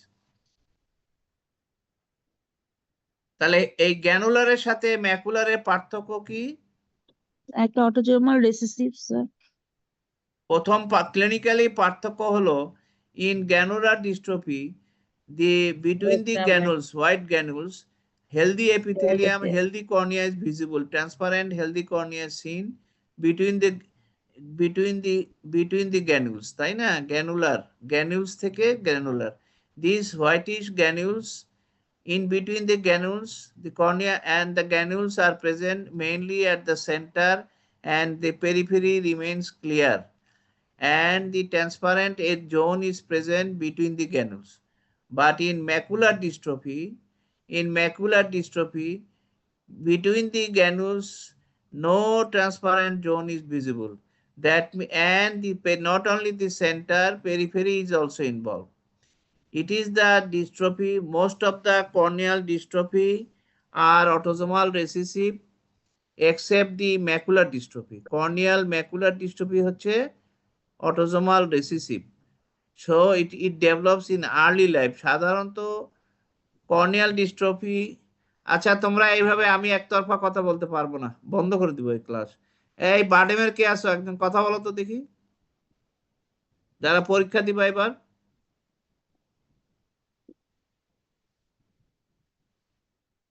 কেউ আসো? বাডেমের কেউ নাই? মিডফোর্ডের কে আছো? জি স্যার, আমি আছি স্যার। আর কে আছো? আর একটা মেয়ে আছে। না স্যার, মিটফোর্ড থেকে আবার একজনই স্যার। কিসের মিডফোর্ড থেকে একজন বললে হবে নাকি? তোমাদের ডাক্তার তানজিলা কি অ্যাসোসিয়েট প্রফেসর নাকি? সে জি বললো স্যার। যে কয়েকজন আছে। না স্যার, এমএস এ একজন স্যার, ফেজ বি তে, আর ফেজ এ তে একজন। আচ্ছা তুমি বলো এটা এই যে কি জানি বলতেছিলাম যে ডিস্ট্রফি, কর্নিয়াল ডিস্ট্রফি সাধারণত কোন বয়সে শুরু হয়? Sir early age sir. Early age বললে হবে না, 10 ইয়ার্স, উইথিন 10 ইয়ার্স স্যার। এটা না, আমরা বলবো সেকেন্ড ডিকেডে। সাধারণত আমাদের এটা লেট ফার্স্ট ডিকেড, মানে 9-10 বছর বয়সে অথবা তারও পরে সেকেন্ড ডিকেডে শুরু হয়। কারণ সেকেন্ড থার্ড ডিকেডে আমাদের ডিস্ট্রফি শুরু হয়, কারণ এটা এগুলো সবাই হচ্ছে অটোজোমাল ডমিনেন্ট। এবং এখানে যেহেতু অটোজোমাল ডমিনেন্ট, সুতরাং পজিটিভ ফ্যামিলি হিস্ট্রি থাকতে পারে, মানে বাবার হয়েছে, ছেলের হয়েছে, দাদার ছিল, এরকম পাওয়া যেতে পারে। কিন্তু তোমার হচ্ছে ম্যাকুলার ডিস্ট্রফি, সেটা যেহেতু অটোজোমাল রিসেসিভ, জি স্যার। তো এটা আর্লি ফার্স্ট ডিকেডে শুরু হয়। সাধারণত আমরা বলি 3, 4, 5 বছর বয়সেই শুরু হয়ে যায় ম্যাকুলার ডিস্ট্রফি। জি স্যার। আচ্ছা, এনআইআর কে আছো বলো তো? জি স্যার আছে স্যার। আছি স্যার। সুমাইয়া হোসেন এনআইও। আচ্ছা ঠিক আছে, সুমাইয়া হোসেন বলো, এই যে এটা যে ডিস্ট্রফি, আমি যদি বলি এটা ক্যারাটাইটিস, কেন এটা ক্যারাটাইটিস বলা যাবে না? স্যার এখানে কনজাংটিভাল কনজেশন নাই। There is no sign of inflammation. আচ্ছা, এবং আরো একটা কারণে বলা যাবে না যে এটা দুই চোখে একই রকম দেখা যায়, মরফোলজিক্যালি আইডেন্টিক্যাল, মানে একটা টুইন বেবির মতো। টুইন বেবি যেমন একই রকম দুইজনের চেহারা, এখানে দুই কর্নিয়াতে একই চেহারা, সেই জন্য এটাকে আমরা বলতেছি ডিস্ট্রফি। কেন এটাকে ডিজেনারেশন বলা যাবে না? স্যার ডিজেনারেশন হলে স্যার সাইন্স অফ ইনফ্লামেশন থাকতো, ভাস্কুলারাইজেশন থাকতো স্যার। ডিজেনারেশনে সব সময় সাইন অফ ইনফ্লামেশন থাকবে না। যেমন যদি স্যার ব্যান্ড ডিজেনারেশন ক্যারোটোপ্যাথি দেখো, ব্যান্ড ক্যারোটোপ্যাথিতে কোনো ইনফ্লামেশনের সাইন থাকে না। কিন্তু কথা হলো যে ডিজেনারেশন এইজটা আর্লি এজে হয়। স্যার ডিজেনারেশন ডিজেনারেশন এক চোখে হতে পারে আর ডিস্ট্রফি দুই চোখে। ডেভেলপ করে ওল্ড এজে। ডিজেনারেশন ডেভেলপ করে ওল্ড এজ এক্সেপ্ট ব্যান্ড। অন্যান্য সব ডিজেনারেশনে ওল্ড এজে ডেভেলপ করে, অ্যাডাল্টে ডেভেলপ। আর ডিস্ট্রফি বাচ্চা বয়সে শুরু হয়, ফার্স্ট ডিকেড অথবা সেকেন্ড ডিকেড। আমরা বললাম most of the case second ডিকেডে শুরু হয়, এবং মরফোলজিক্যাল আইডেন্টিক্যাল, দুই চোখে একই রকম। কিন্তু ডিজেনারেশন কোনোদিনই দুই চোখে একরকম হবে না। ডিজেনারেশনের ভিতরে আমরা ইনফ্লামেশনের সাইন পেতে পারি, আবার ডিজেনারেশনের কর্নিয়াল ডিজেনারেশনে আমরা ভাস্কুলারাইজেশনও পেতে পারি। যেমন আমি বলছি সেকেন্ডারি লিপিড ডিজেনারেশনে তোমার ব্লাড ভেসেল থাকে কর্নিয়াতে, তাই না? জি স্যার। কর্নিয়াতে ব্লাড ভেসেল থাকে, এখানে কখনোই ব্লাড ভেসেল পাবা না। কোনো ডিস্ট্রফিতে ব্লাড ভেসেল পাওয়ার সুযোগ নাই, এক্সেপ্ট একটা ডিস্ট্রফি, কি আমার নামটা মনে নাই, ওইখানে একটু ভেসেল থাকতো, ওটা আমাদের জানার দরকার নেই। আচ্ছা, একটা ডিস্ট্রফির নাম বলো তো যেটা এক চোখে হয়, কর্নিয়াল ডিস্ট্রফি। স্যার অ্যাসিমেট্রিক্যাল হয় ফুকস। হ্যাঁ, স্যার অ্যাসিমেট্রিক্যাল হয় স্যার, ফুকস এন্ডোথেলিয়াল। না না না, এক চোখেই হয়। আচ্ছা, এন্ডোথেলিয়াল ডিস্ট্রফির নামগুলো বলো। Fuchs endothelial, congenital hereditary endothelial dystrophy আর পোস্টের পলিমরফাস। এই পোস্টেরিয়র পলিমরফাস সম্ভবত এক চোখে, আমার ঠিক এই মুহূর্তে মনে নাই, সম্ভবত পোস্টেরিয়র পলিমরফাসটা এক চোখে হয়। আচ্ছা যাক, এগুলা এত দরকার নাই। মেইন পরীক্ষার সময় আমরা যেটা জিজ্ঞেস করব, এটা ডিজেনারেশন না কেন। তার কেন ডিজেনারেশন না, কারণ এখানে কোনো ভাস্কুলারাইজেশন নাই, এখানে দুই চোখে একই রকম একদম মরফোলজিক্যালি আইডেন্টিক্যাল লিশন। তারপরে বয়স কম, ডিজেনারেশন সাধারণত বেশি বয়সে হয়, ডিজেনারেশন ব্লাড ভেসেল থাকে। ডিজেনারেশন কখনোই একটা নির্দিষ্ট প্যাটার্নে হবে না, এবং একই দুইটাই সেন্টারে থাকবে, বা দুটাই এক পুরা কর্নিয়া ধরে থাকবে, এরকম হবে না ডিজেনারেশনে। এবং ব্লাড ভেসেল থাকবে না। ডিজেনারেশন ব্লাড ভেসেল থাকতে পারে, মরফোলজিক্যালি আইডেন্টিক্যাল হবে না, ইউনিল্যাটারাল হতে পারে অথবা বাইল্যাটারাল হতে পারে। এখানে always bilateral, morphologically identical, absence of blood vessels, absence of inflammation.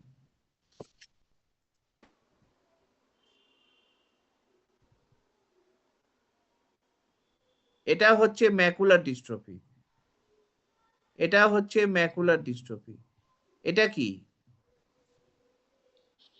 Congenital hereditary. এটা তুমি বলতে পারো যে আমাকে স্যার আরেকটা চোখ দেখতে দেন। হ্যাঁ, বলে কেন আরেকটা চোখ দেখতে হবে? বলে স্যার যদি এটা আরেক চোখেও থাকে তাহলে এটাকে আমি ডিস্ট্রফি বলবো, এবং একই চেহারা যদি হয় তাহলে আমি এটাকে ডিস্ট্রফি বলবো। আর যদি এটা এক চোখে থাকে তাহলে এটাকে আমি বলবো যে sequelae of corneal endothelial damage, corneal leucoma বলবো। বুঝতে পারছো কথাটা?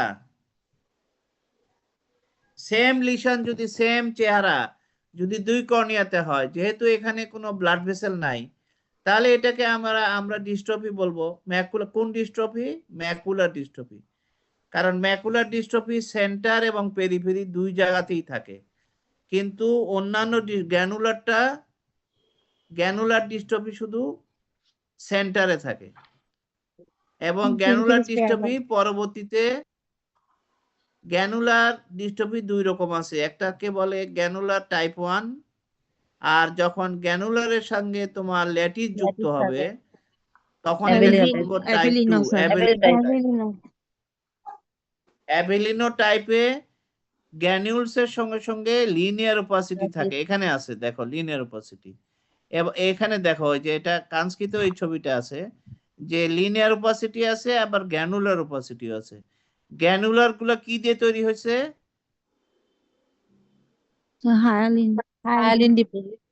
হায়ালিন। আর এই ল্যাটিস মানে ইয়াটা কি দিয়ে লিনিয়ার ওপাসিটি গুলা? লিনিয়ার গুলো অ্যামালয়েড। তাহলে এটা হচ্ছে অ্যাভেলিনো টাইপ বা টাইপ 2 গ্র্যানুলার ডিস্ট্রফি। আর ল্যাটিসের ক্ষেত্রে আমরা কি বললাম? দুই রকম হয়, একটা ল্যাটিস টাইপ 1 টাইপ 2। টাইপ 1 আর টাইপ 2 পার্থক্য কি? সিস্টেমিক টাইপ ফিচার 1 শুধু আইএসআর আর টাইপ 2 তে সিস্টেমিক ফিচার থাকে। টাইপ 2 তে সিস্টেমিক ফিচার থাকে, টাইপ 1 টোটালি কর্নিয়াতে লিমিটেড। এই যে তিনটা ডিস্ট্রফি, এদের ল্যাটিসের কমপ্লেন কি থাকে? পেশেন্টের কি কমপ্লেন হবে? ফটোফোবিয়া। না না, ল্যাটিসে ফটোফোবিয়া একটু ভিজুয়াল ডিস্টারবেন্স হবে মাইল্ড। মেইনলি যেটা হবে রিকারেন্ট ইরোশন। ল্যাটিসেও খুব বেশি ইরোশন হয়। ইরোশন ল্যাটিসে হয়, গ্র্যানুলারে হয়, ম্যাকুলাতেও হয়। ম্যাকুলার ডিস্ট্রফিতেও তোমার রিকারেন্ট ইরোশন হতে পারে।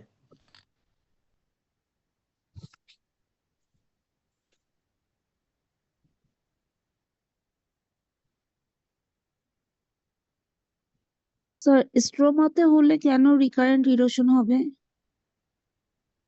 রিকারেন্ট ইরোশন হবে প্রথমত এগুলা বেশিরভাগই অ্যান্টোস্ট্রোমাতে হয়। ল্যাটিস তো মোস্টলি অ্যান্টোস্ট্রোমাল, মানে সুপারফিশিয়াল স্ট্রোমাতে হয়। সুপারফিশিয়াল স্ট্রোমাতে এক্স্যাক্টলি আমি বলতে পারবো না যে আসলে ল্যাটিসে কেন বারবার রিকারেন্ট ইরোশন হয়। যে যেমন আমরা ইবিএমডি তে বলতেছি বেসমেন্ট মেমব্রেনের সঙ্গে এপিথেলিয়ামের লুজ কানেকশন থাকে, হেমিডেসমোসোমটা লুজ হয়, সেই জন্য এটা বারবার ছুটে যায়। কিন্তু এখানে আমি ঠিক পুরোপুরি বলতে পারবো না যে কেন বারবার ইরোশন হবে। কিন্তু erosion is the most common features of lattice dystrophy. কিন্তু আমরা বলতেছি গ্র্যানুলার ল্যাটিস দুটোই সেন্টারে হয়, কিন্তু ইন অ্যাডভান্স কেসে গ্র্যানুলার ডিস্ট্রফি মে এক্সটেন্ড ইনটু দি পেরিফেরি। এবং গ্র্যানুলার টাইপ 2 তো আমরা বললাম, ম্যাকুলার বললাম।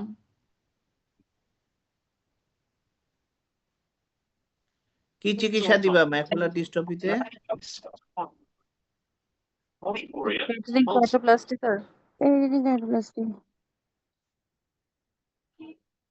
পেনিট্রেটিং করবা?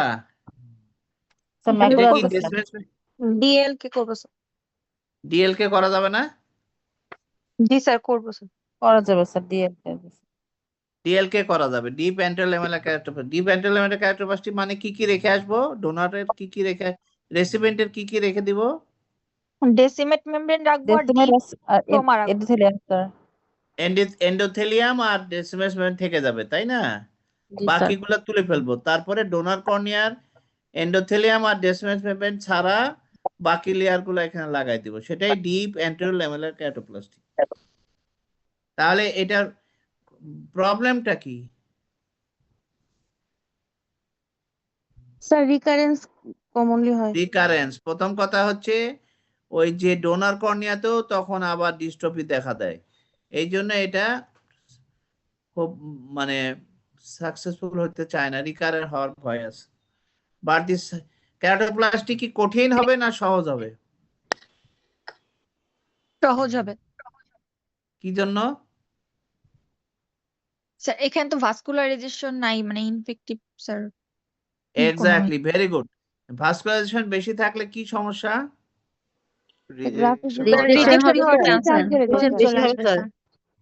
রিজেকশনের চান্স বেশি থাকে। আচ্ছা, রিজেকশন আর গ্রাফ ফেইলিওরে পার্থক্য কি? স্যার রিজেকশন মানে স্যার ফেইলিওর মানে একেবারেই গ্রাফট স্যার স্যার এটা ইমিউন ফেল হয়ে মেডিটেড গেছে। রিজেকশন হচ্ছে ইমিউনো মেডিটেড কন্ডিশন স্যার। হ্যাঁ,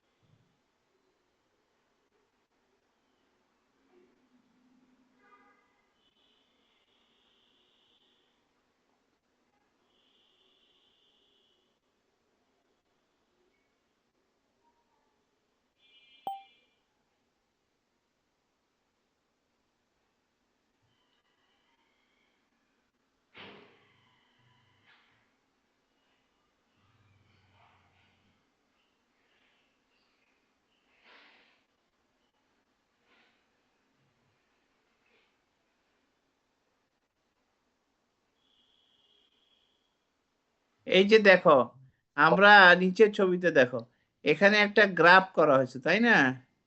ফুল থিকনেস পেনিট্রেটিং কেরাটোপ্লাস্টি করা হয়েছে।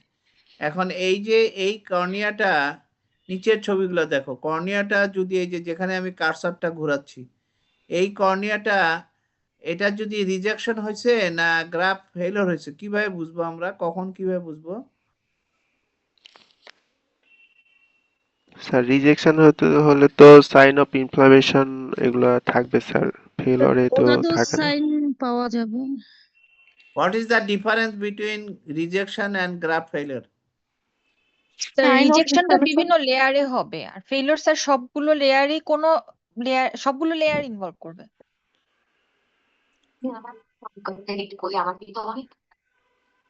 রিজেকশন কি জন্য হয়, গ্রাফট ফেলিওর কি জন্য হয়?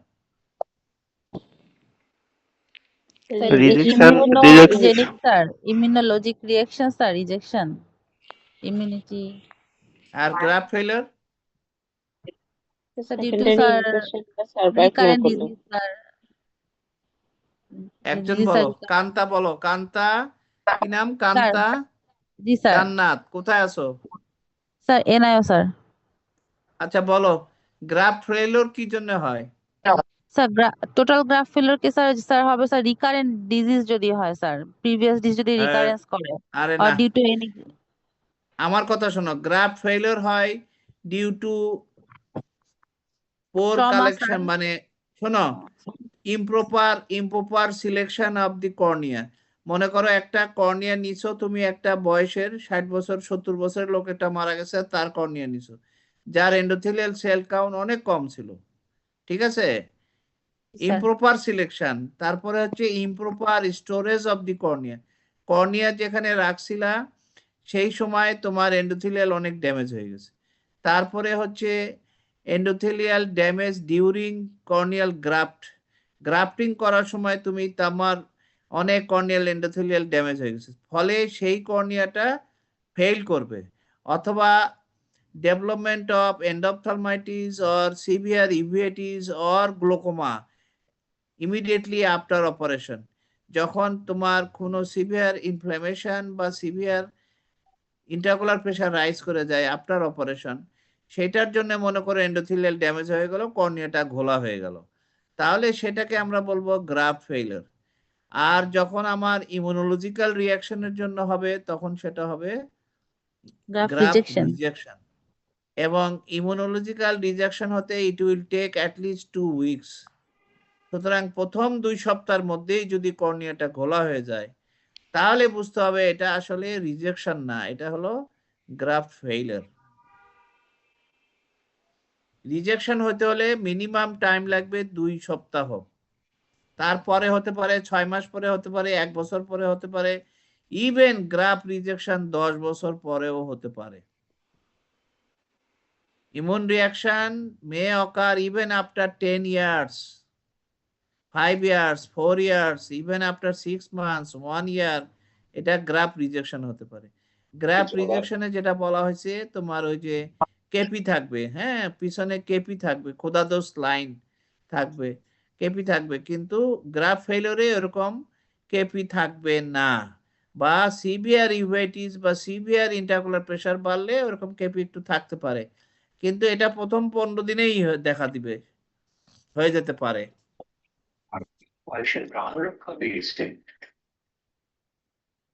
মানে কর্নিয়া, ডোনার কর্নিয়াটা যদি ভালো না হয়, অথবা ডোনার কর্নিয়া যদি স্টোরেজ ভালো না হয়, অথবা ডোনার কর্নিয়া যদি ড্যামেজ হয় ডিউরিং অপারেশন, অথবা ডোনার কর্নিয়াল এন্ডোথেলিয়াল ড্যামেজ হয় after operation due to very high intraocular pressure complication, যেমন intraocular pressure raised intraocular, very raised intraocular pressure or severe inflammation. Not this inflammation is not the immune reaction. মনে করো অপারেশনের 2 দিন পরে যদি অনেক inflammation হয়, তাহলে তো এটা ইমিউন রিয়াকশন না, এটা হচ্ছে এই অপারেটিভ ট্রমার জন্য ইমিউন রিয়াকশন হয়েছে। তোমার অপারেশনের ঝামেলা ছিল, তুমি যে কেমিক্যাল ইউজ কর, যে স্যালাইন ইউজ করছো সেখানে ঝামেলা থাকতে পারে, সেটার জন্য যখন ইনফ্লামেশন হয়ে এন্ডোথেলিয়াল ড্যামেজ হয়ে যাবে, সেটা হবে গ্রাফট ফেলিওর। মূলত আমরা গ্রাফট ফেলিওরের কারণ বলি improper selection of donor cornea. Donor corneal endothelial count একবারেই কম ছিল, যার জন্য নিয়ে তুমি এটাকে সার্ভাইভ করাতে পারোনি, অথবা improper storage of donor cornea, অথবা manhandling of the donor cornea during operation. So the endothelial damage occurs during operation, so the cornea becomes white within a few days after graft. Then it is graft failure.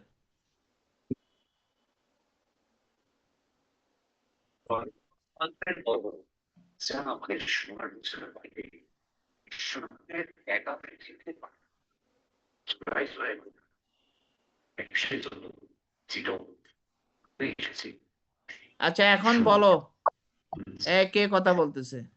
বামের ছবিটা দেখো, বামের ছবিতে কি হয়েছে? Penetrating keratoplastic. না না, বামেরটা, বামেরটা।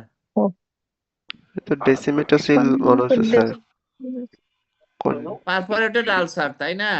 জি sir. তাহলে এখানে হ্যাঁ, এটা এখানে যে এই জায়গাটা যদি বন্ধ করতে হয়, তাহলে এটাকে কি গ্রাফট বলবো আমরা, কি কেরাটোপ্লাস্টি বলবো? Tectonic graft, tectonic keratoplastic. কেন এটাকে আমরা অপটিক্যাল বলবো না?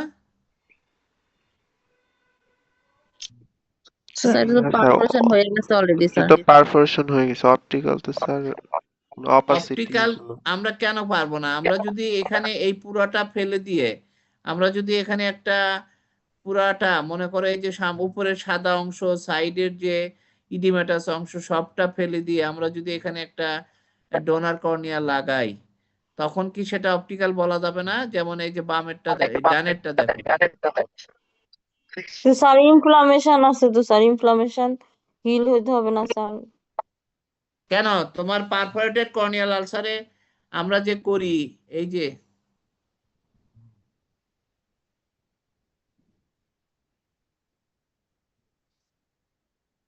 যে এটা কি গ্রাফট?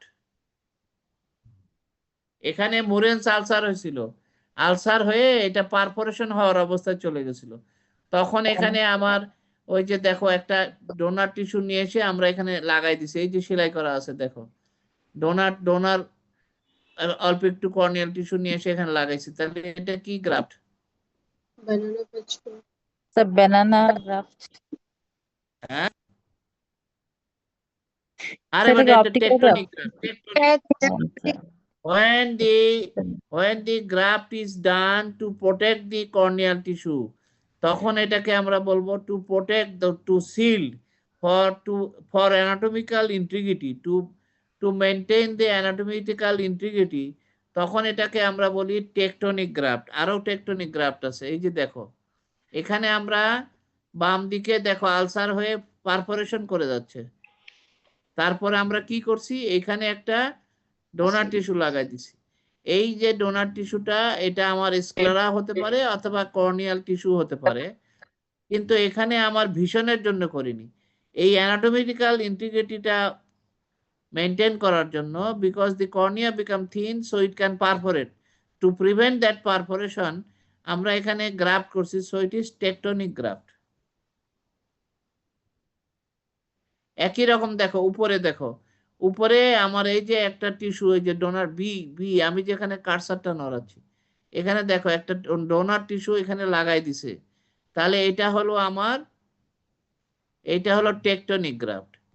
এই যে মার্জিনাল আলসারেশন, এই পারফোরেশন করে যাচ্ছে, এই জন্য গ্রাফট লাগাই দিছে, এটা হচ্ছে টেকটনিক গ্রাফট।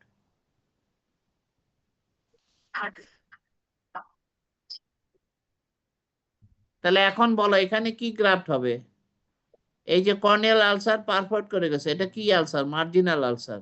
তাহলে এটা কি ইনফেক্টিভ নাকি এটা এটা ডিজেনারেটিভ আলসার, তাই না? তাহলে এখানে এই যে পারফোরেশন হয়ে গেছে, এখন এটা দিয়ে এই যে ডান পাশে দেখো এখানে একটা হোয়াইট প্যাচ লাগাই দিছে, তাহলে এটা স্ক্লেরাল টিস্যু হতে পারে, তাই না? একটা হোয়াইট, তাহলে এটা কি আমরা অপটিক্যাল বলতে পারি? না স্যার। এটা হচ্ছে টেকটনিক গ্রাফট।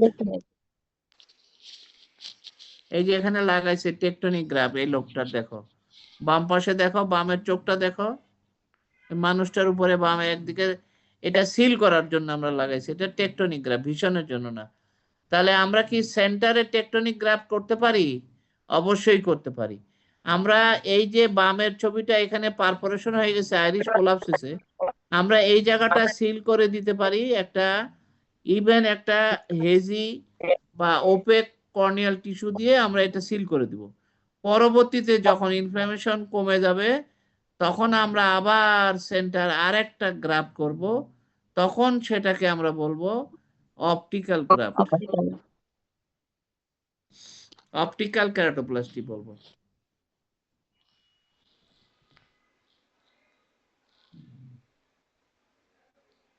মানে স্যার একটা ডিজিজে স্যার আমরা দুইটা জিনিসই করতে পারি স্যার, টেকটনিক এবং sir optical.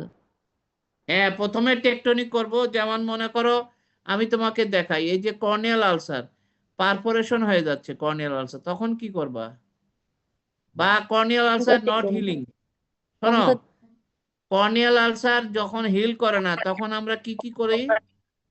Therapeutic sir, therapeutic therapeutic keratoplasty. তাহলে থেরাপিউটিক কেরাটোপ্লাস্টি আর অপটিক্যাল কেরাটোপ্লাস্টির মধ্যে পার্থক্য কি? তো যখন স্যার হিল হইতেছে না তখন স্যার আমি থেরাপিউটিক করে দিব স্যার, এরপরে হিল হয়ে গেলে এরপরে আবার স্যার যখন করব তখন স্যার অপটিক্যাল কেরাটোপ্লাস্টি হবে স্যার। এক্স্যাক্টলি, এটাই আমি বলছি, দুইবার করতে হচ্ছে। একটা আমরা যে ওই ডিজিজ কর্নিয়া ফাঙ্গাসটাকে বা ব্যাকটেরিয়াটাকে ওখান থেকে সরানোর জন্য আমরা কর্নিয়াটা কেটে ফেলে দিছি মাঝখানে, একটা একটা কর্নিয়া লাগাইছি, সেই কর্নিয়াটা যে ওপেক হতে হবে, নট নেসেসারি, ট্রান্সপারেন্ট না হতে পারে, ওপেক কর্নিয়া হলেও সমস্যা নাই, আমার আলসারটা হিল করে গেল, এরপরে আমি আবার গ্রাফট করব, তখন আমার এটা হবে অপটিক্যাল। ছবিগুলো পাচ্ছি না।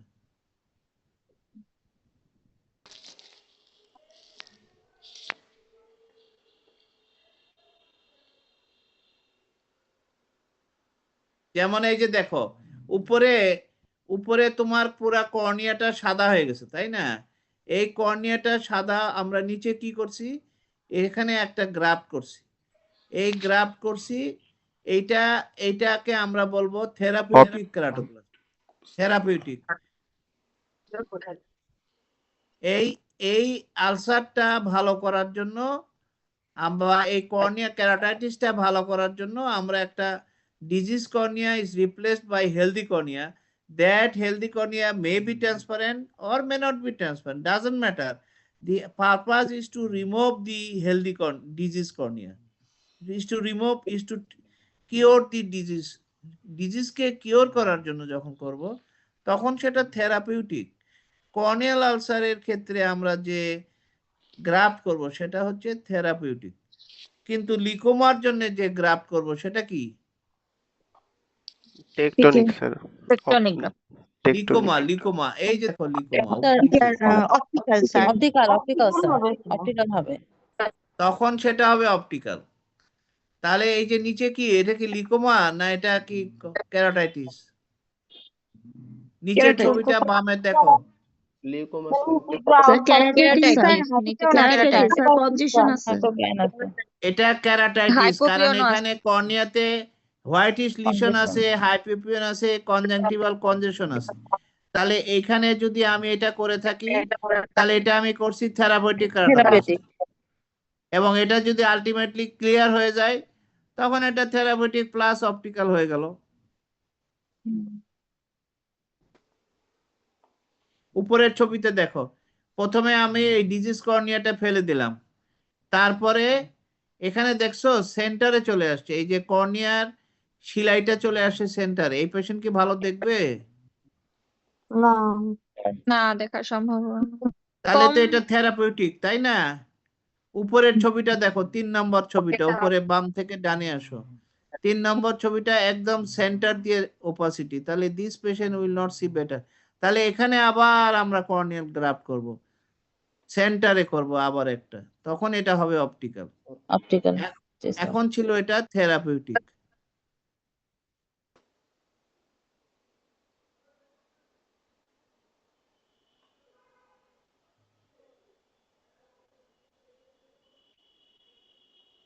ঠিক আছে, আজকে এই পর্যন্তই থাক, অনেক হয়েছে। কটা বাজে? ও মা, 11:50। বলো, কারো কোনো প্রশ্ন? স্যার যখন আমরা ওই যে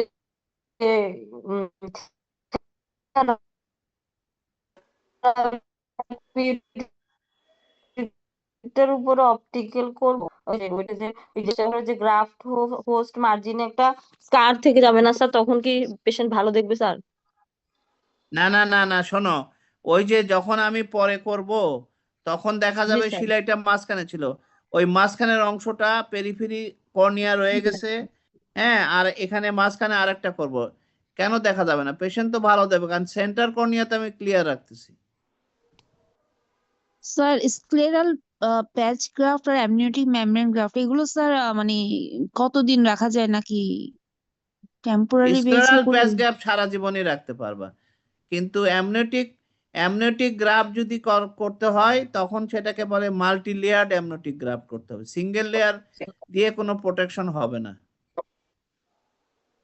অ্যামনিওটিক মেমব্রেন কয়েকটা লাগাতে হবে, তখন সেটা হবে। যেমন এই যে আমি দেখাই তোমাকে, এই যে এই পেশেন্টটা,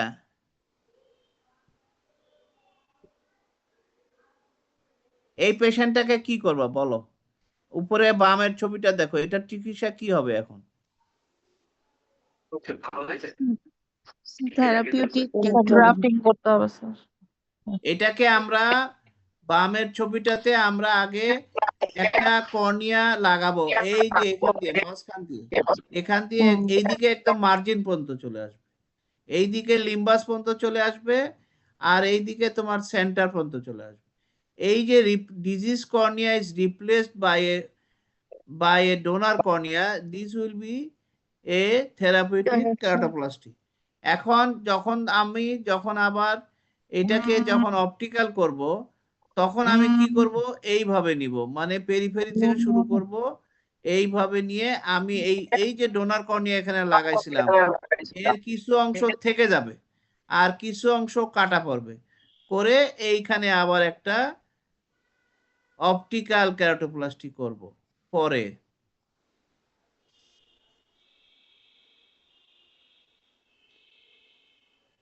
কত সাইজ হবে কেরাটোপ্লাস্টির? নরমাল সাইজ কত হবে? ডোনার অপটিক্যাল করতে হলে কত সাইজ নেওয়া হয়? 7.5 to 8 মিলিমিটার। হ্যাঁ, কত? 7.5 to 8 মিলিমিটার। যদি 8 এর বেশি হয় তাহলে কি সমস্যা হবে? গ্রাফট রিজেকশন হবে।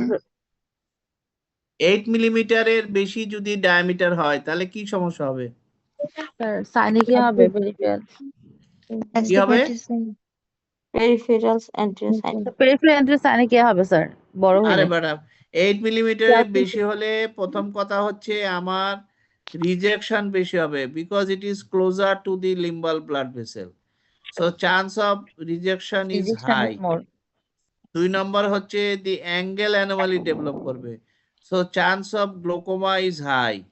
If the diameter of the donor cornea is more than 8 millimeter, there is a more chance of graft rejection.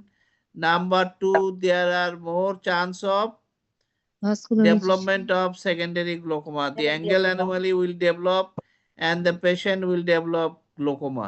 এই দুটো সম্ভাবনা বেড়ে যাবে। আর যদি 7 কম নাও তাহলে কি হবে? Sir astigmatism.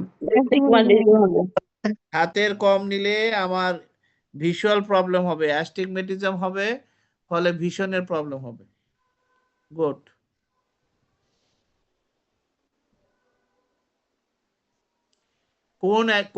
কোন গ্রাফ রিজেকশন সবচেয়ে বেশি হয়? এপিথেলিয়াল, স্ট্রোমা না endothelial? Endothelial sir. Endothelial graph rejection হচ্ছে 50%। 50% ক্ষেত্রেই যে রিজেকশন হয় তার 50%ই হয় এন্ডোথেলিয়াল। কেন এন্ডোথেলিয়াল বেশি হয়?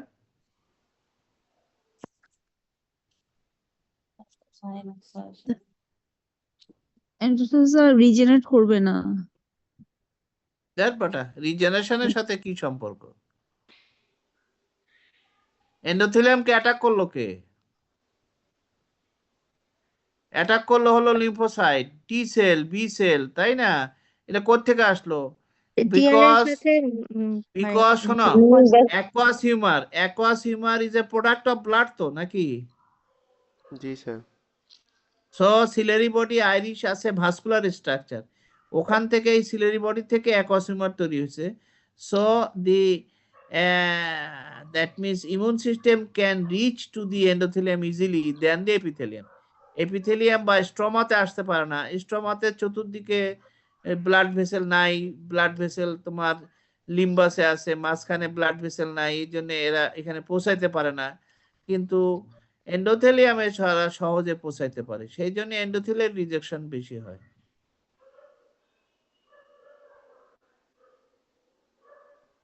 এখন বলো যে যদি রিজেকশন হয় না, আরেকটা কথা হলো রিজেকশন, কর্নিয়াল গ্রাফট রিজেকশন কম হয় কেন? অন্য গ্রাফটের চেয়ে কম হয় কেন রিজেকশন? স্যার নন ভাস্কুলারাইজড এটা তো হলো তোমার এমবিবিএস এর কথা, যে অ্যাবসেন্স অফ ব্লাড ভেসেল। আর কি?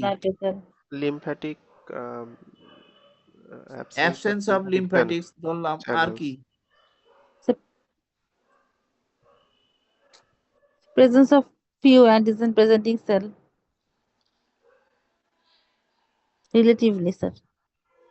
Presence of few antigen presenting cell কোথায়?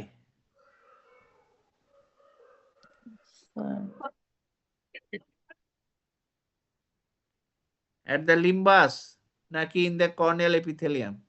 Among the epithelium, among the epithelium ও থাকে, লিম্বাসও থাকে। আচ্ছা, কিন্তু ইমিউন কি বলে এটাকে, ইমিউনো প্রোটেকশন আছে একটা। the মানে immune reaction occurs much less in the within the anterior chamber than the other area. Blood Why? aqueous barrier. না, Barrier blood is aqueous barrier, no blood aqueous barrier, presence of কি আছে আমার ইয়াতে, ওই anterior chamber একটা immunoglobulin এ sir.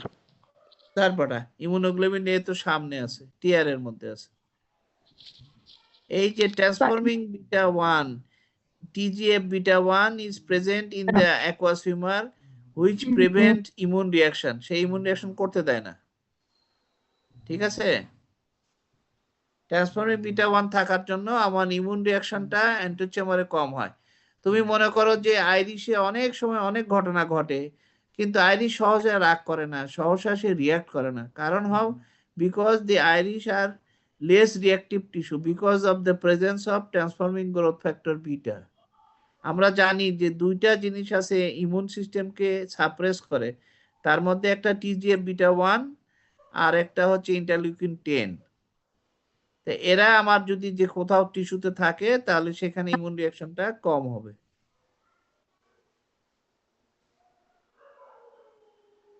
ঠিক আছে, thank you, আজকে অনেক হয়ে গেছে। জি স্যার, আসসালামু আলাইকুম। Thank you, sir. Thank you sir. Assalamu alaikum, sir. Assalamu alaikum.